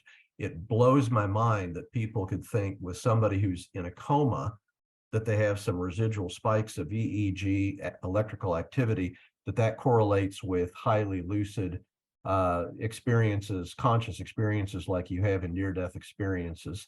It's just bizarre. That's bizarre thinking. I don't know what to say more than that. Magical thinking, really. Yeah, it's bizarre. It actually shows, not only is it bizarre, but it shows the lengths, and I think it's fair to say the desperation skeptics go to try to find some physiologic correlate that they can point to explain the highly detailed near-death experiences with such overwhelming consistency and evidence, which we touched on today. Right. I have a question from Lothan. They ask, can you go into detail on how you determine whether a response you get on your survey is a sincere one? I realize you can ask the same question multiple times in different ways to try to eliminate disingenuous responses, but I'm wondering what else you do, if anything, to make sure you're getting the best quality data. Yeah, great question. Glad you asked. We're very careful about that. Again, if you go to the hub, there's a discussion about how we use to validate near-death experiences. First of all, it helps as a doctor to know what they're describing as the circumstances of their medical life-threatening event. I can help and recovery thereof. It's relatively easy for me to spot any fraudulent sounding medical things. Secondly, you're right, we do actually ask questions in a redundant fashion, worded slightly different, to test to see if they're responding to the same questions in the same way, which is a very, very important way of internal validation of any methodology. I think thirdly, and probably most importantly, there's a whole list I have in my write-up on this, but I think one of the most important concepts is the experiences we're getting on the website, the near-death experiences, the content and the themes that run through them are strikingly consistent with the near-death experiences obtained with other methodologies, other researchers, other interviews, hearing Sandi talk today. I mean, they're all strikingly similar. So it's my belief and the belief of other researchers that that the percentage of people that share fraudulent NDEs that go through these 80+ questions on the website is probably an extremely low percentage of people that would do that as a joke and pass through the vetting process. But importantly, even if there's 1 or even, I think at most 2% of fraudulent NDEs shared, if they don't change our overall understanding of near-death experiences as a whole, it really isn't doing any harm. In other words, if they submit a fraudulent near-death experience, which contains all the themes and elements like a typical near-death experience, you're not going to get a misunderstanding of near-death experiences as a whole. If these 1 or at most 2% of people put in some things that are materially different from near-death experiences, then they're so different from all other near-death experiences that you literally would say that's just outside of the 95% plus that had the same themes, and you can reject the data as outliers. But we don't think there's been hardly, it seems, and me and other near-death experience researchers, it seems to be very rare that people share truly fraudulent near-death experiences that are true outliers in terms of content. In other words, thank goodness we can rely on the integrity and the honesty of the overwhelming number of people that share these experiences. And that's what we've learned by. I also have an additional question. Have you ever seen a highly surprising, unexpected pattern in any data you collected? Yeah. Especially something that gave you pause, even Yeah. if you already believe that NDEs are a real thing. Right.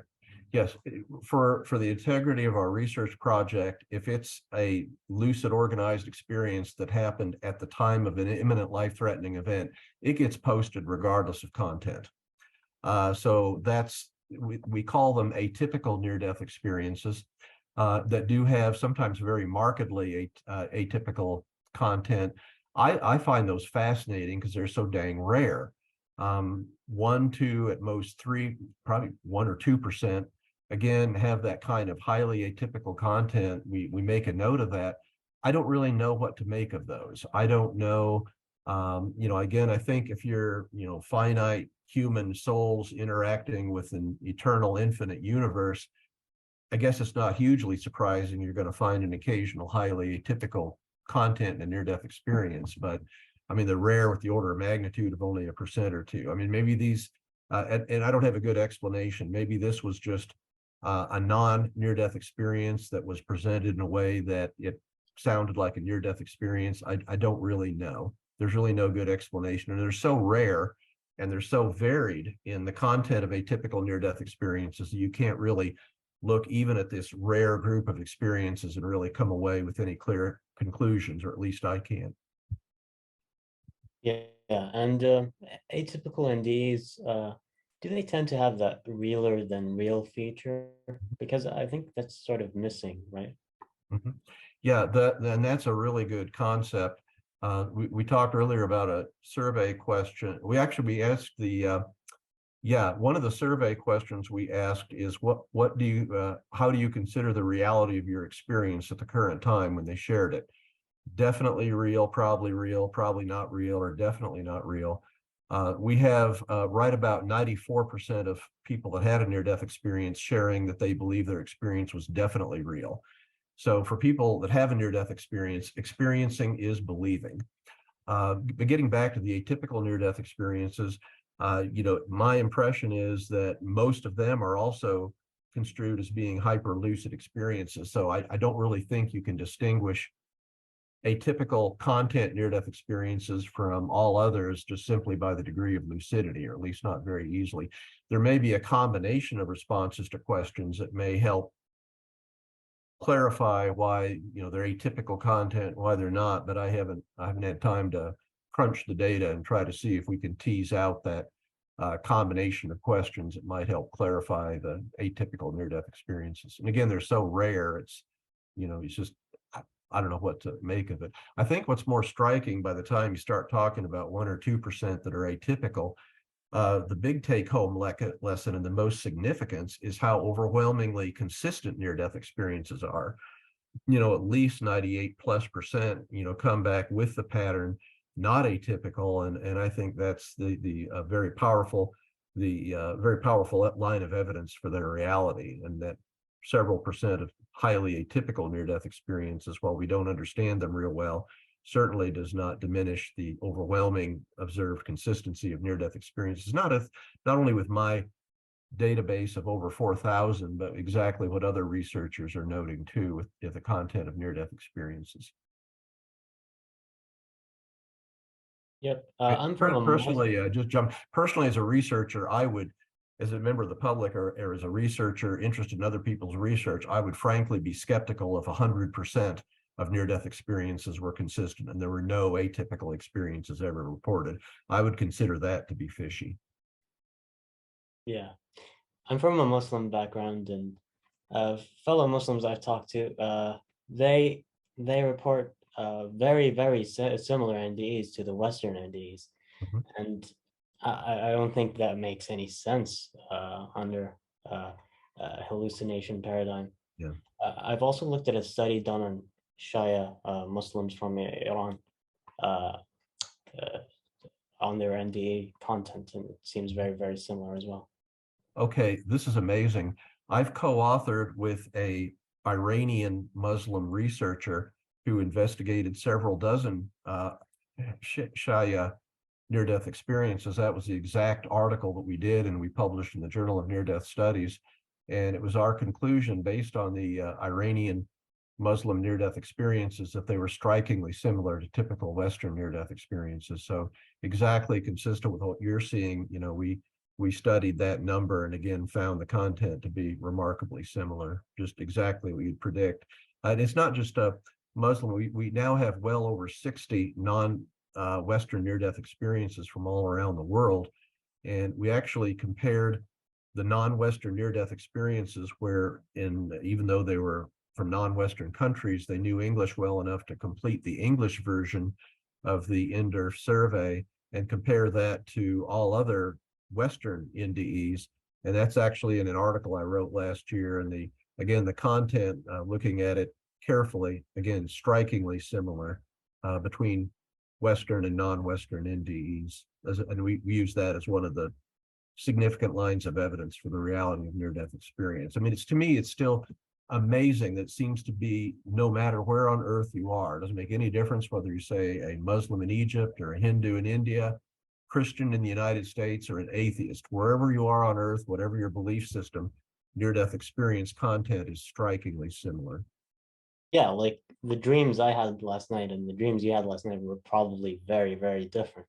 But NDEs are very similar. Like it's not how hallucinations work at all. Right. Yeah, I recall a couple of my dreams last night, and I can assure you they're very different from everybody else's dreams here, I hope. It was weird. It was weird imagery, but that's okay.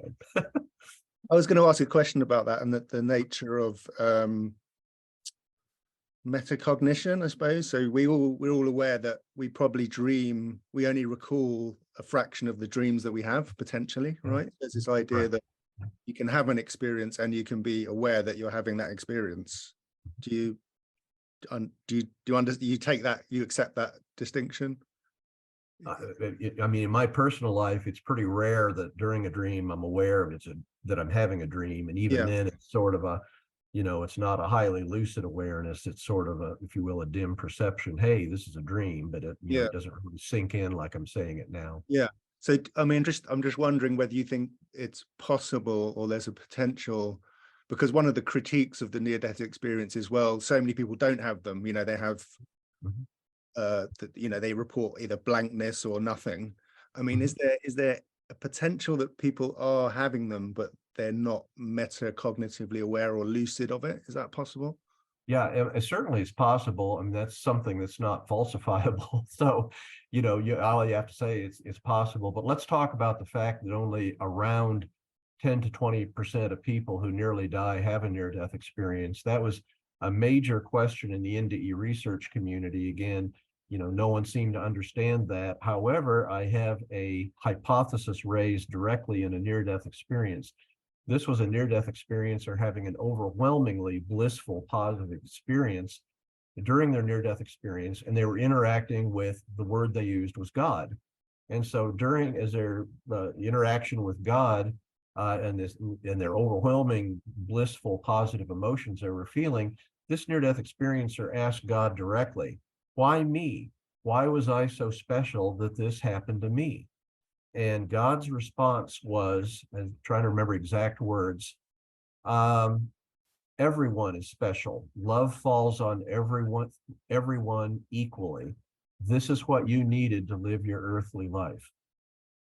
And the moment I read that, I went, oh, that makes sense. There's some co-creation process of NDEs, or some interaction with a vastly higher intelligence, and perhaps only 10 or 20% of these people who nearly die need a near-death experience to live their earthly life, whereas that's not true for the majority.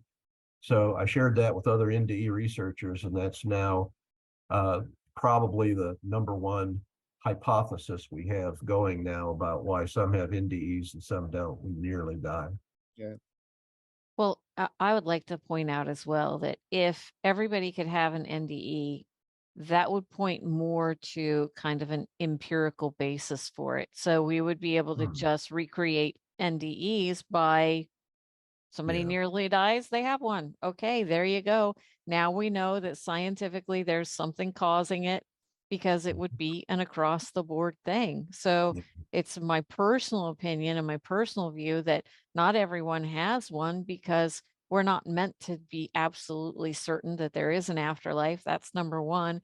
And number two, because if everybody had them, it would point more away from a spiritual or afterlife viewpoint and more towards a scientific empirical basis for it. Yeah, that's good. I like that a lot. Yeah. Mhm. I remember reading an NDE once where the entire NDE was just somebody being told that they wouldn't be able to remember anything from the experience. So that was the entire description. Yeah, so, some are told that, some are aware that the memory they had was gone. And you know, when you get into this you know, overwhelming awareness, consciousness experience that you can have, like Sandi said, you know, even awareness of what would be like an eternal existence during the near-death experience. As one near-death experiencer described, when they couldn't remember all of their near-death experience, it's like putting an ocean of knowledge that you get during your near-death experience into the teacup of a human brain. It just doesn't all fit. I love that. Yeah, it is very much. Yes. Yeah. I wanted to ask, oh, Yeah, go for it. I'm just wondering how we're doing for time. Is everyone, Jeffrey? I mean, It's a I great don't want to go on too much longer, but I'm just putting it out there. How's everyone doing? I'm fine. You're Yeah, good. we're good. Yeah, I had my Well, I wanted to ask another kind of question that comes up around the differences. And you were talking about wherever you live in the world, et cetera, et cetera. There's been some conversation, and I haven't figured out why this is or what the origin of this is that Japanese NDEs are particular and different. Yeah, that's an interesting one. I've run into that too. I think that originated because there was a NDE researcher who wrote up a number of NDEs they were aware of in Japan. I've tried to get the book, and the dang thing's written in Japanese. So, and I'm not aware of any English translation, and that seems to be the largest, I believe, about the largest collection of Japanese NDEs that we have. And so if I'm recalling this correctly as a source of that belief, which I suspect it may well be, then you're basically talking about a collection of Japanese NDE. And they did actually, as I recall, describe that there were some differences. We've gone through this before with NDEs around the world. We had one prominent NDE skeptic argue that NDEs in non-Western countries tended not to have tunnels. That's not true. We refuted that based on a mountain of evidence. We've had other, NDE researchers, come up with beliefs that they're different. I think until we see an English version of that book, we'd have to look at, I think one of the big problems we have with looking at non-Western NDEs is that the researchers often are not aware of how to distinguish an NDE from a non-NDE.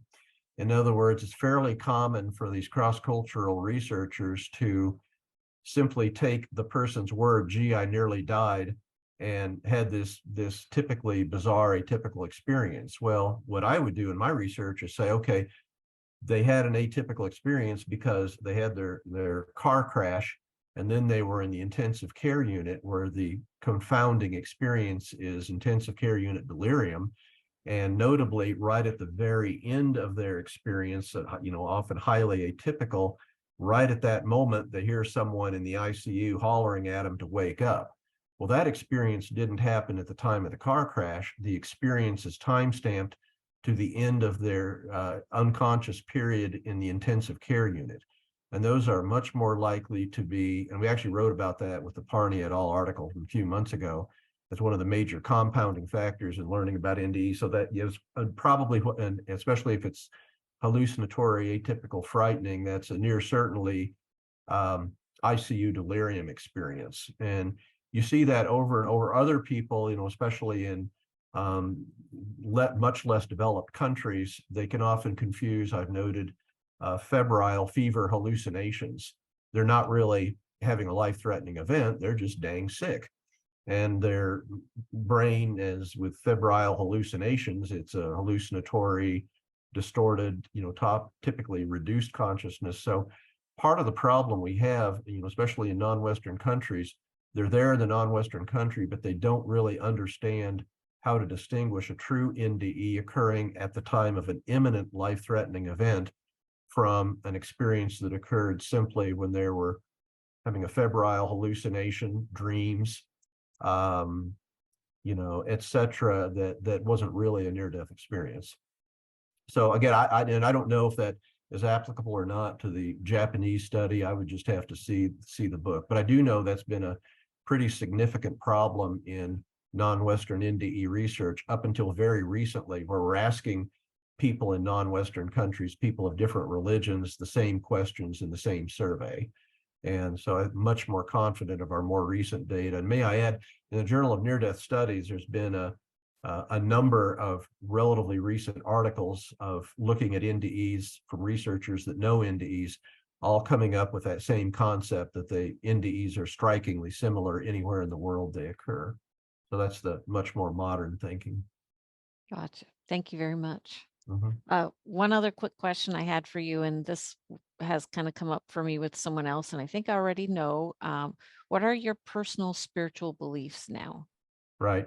They've been heavily influenced by my near-death experience research. I mean, think about it. How can you week after week sit here with multiple NDEs with the overwhelming consistent concept of love is the supreme power of the universe, that there is an afterlife, a wonderful afterlife for all of us, free will, unity of all. I mean, I would have to be psychologically damaged not to be aware of and embrace that in my life. So I have, and that's, it's basically very much aligned with what people's values typically change after near-death experiences: increased belief in an afterlife, decreased fear of death, increased awareness of the importance of love in our earthly life, decreased materialism, et cetera, et cetera. So what I've read about the typical after effects, I've got, and, some of it's a little bit of a problem, by the way. That decreased materialism, I've kind of, just to be blunt, underpaid as a physician, because it just wasn't important to me to go fight and struggle and raise hell to get paid what, as much as I should be, which is, I'm working on correcting, but it's, I get it. And so that's the typical after effects, well described in both prospective and retrospective studies. I've clearly embraced. So is my wife, Jody, who's the webmaster of NDEr, and is reading the same stuff. And it's like, well, no controversy among us about, what the message of near-death experiences. I mean, it's like we see the same material, and it's like, I've even told her, gee, what do we disagree on? Well, that was a short discussion, not much, because the evidence is so high. I would suspect I'd share a lot of those beliefs with Sandi, who, with your personal experience, probably have changed a lot in your life as a result of that too. Yes. Yeah. I think that's what I take, certainly from reading your work, is the potential for a kind of unitive in a world that's so kind of fractured with so many different opinions and polarized in so many ways. Things like this have a tendency to bring people together. Yeah, that's such a good point right there. And I want to run with that. Here in a world where there's fixation, polarization based on political views, differences of opinion, it is just startling to me how, if people could realize what's really important in our earthly life is exactly what we're talking about here today. What's really important is the overwhelming power of love in the universe as being the dominant force, the unity. We're all together one. We were before we came to Earth. We will be afterwards. I mean, good gosh. And Sandi, didn't I hear you say respect? Okay, people differ from you. They have different opinions.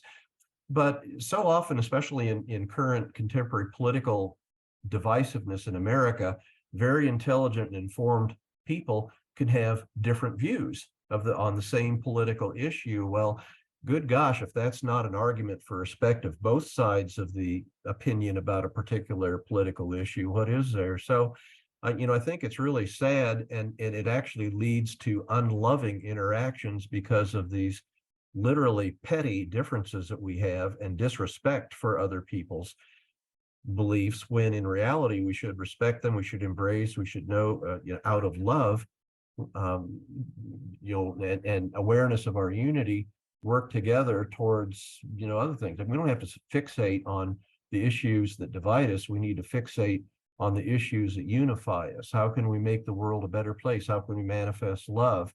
How can we help spread the truth about near-death experiences? And there's so many things that we can do on Earth together to manifest love in this earthly life and to make the world a better place. And that's what's really important. I can't think of a better place to end than that, to be honest. I'm sure we could talk for hours and hours on this subject because it's so fascinating, but I think that would be a good place to finish, if that's okay with you guys. Yeah, really good. Right. So yeah, finally, just on behalf of Rahman and Sandi and myself, thank you so much. We really appreciate your time today, and you're our first guest on the Science of the Gaps podcast. So thank you for being here today. Really appreciate that. This has been a fantastic discussion. I would hope this is as widely heard and viewed as possible, because this is just a gold mine of very important information that has the potential to be both informative and inspirational to a large number of people. Yeah, I agree. And just finally, if just to give you the opportunity, if you want to promote any of your own work or point people in a direction if they're interested in researching for themselves. Oh, well, we keep talking about the NDEr website, NDErf.org, over 4,000 near-death experiences posted there. If you really want to do a quick view of that website, go to the tab at the top labeled experiences and go down to exceptional experiences. And that's our exceptional archive with the most remarkable, dramatic, and I think informative near-death experiences that are posted there. You'll find Sandi's, for example. And we have some, I think if anybody, literally, my challenge would be read 10 or 20 of those, especially 20 of those experiences, and I think it completely change your view and perception in a very positive way about the reality of an afterlife and what's important. Great. Okay. Well, thank you. Thank you again. Thank you everyone for listening. Thank you, Dr. Long. It was nice to talk to you again. Oh, this has been awesome. Yeah, what a pleasure. Wow, this is great. Thanks to everybody being a part of this. This is really a drive. I'm sitting here literally going to be taking notes based on the new insights I have on this. This is probably, for me, among the most informative in terms of having new concepts about things of any interview that I can recall I've ever done. So this is pretty awesome. So thanks, Sandi. That was coming right out of your remarkable insights. You've done a lot of thinking about what you've learned, and it shows. So you have a lot to teach a lot of people, including me. So cool. How good is that?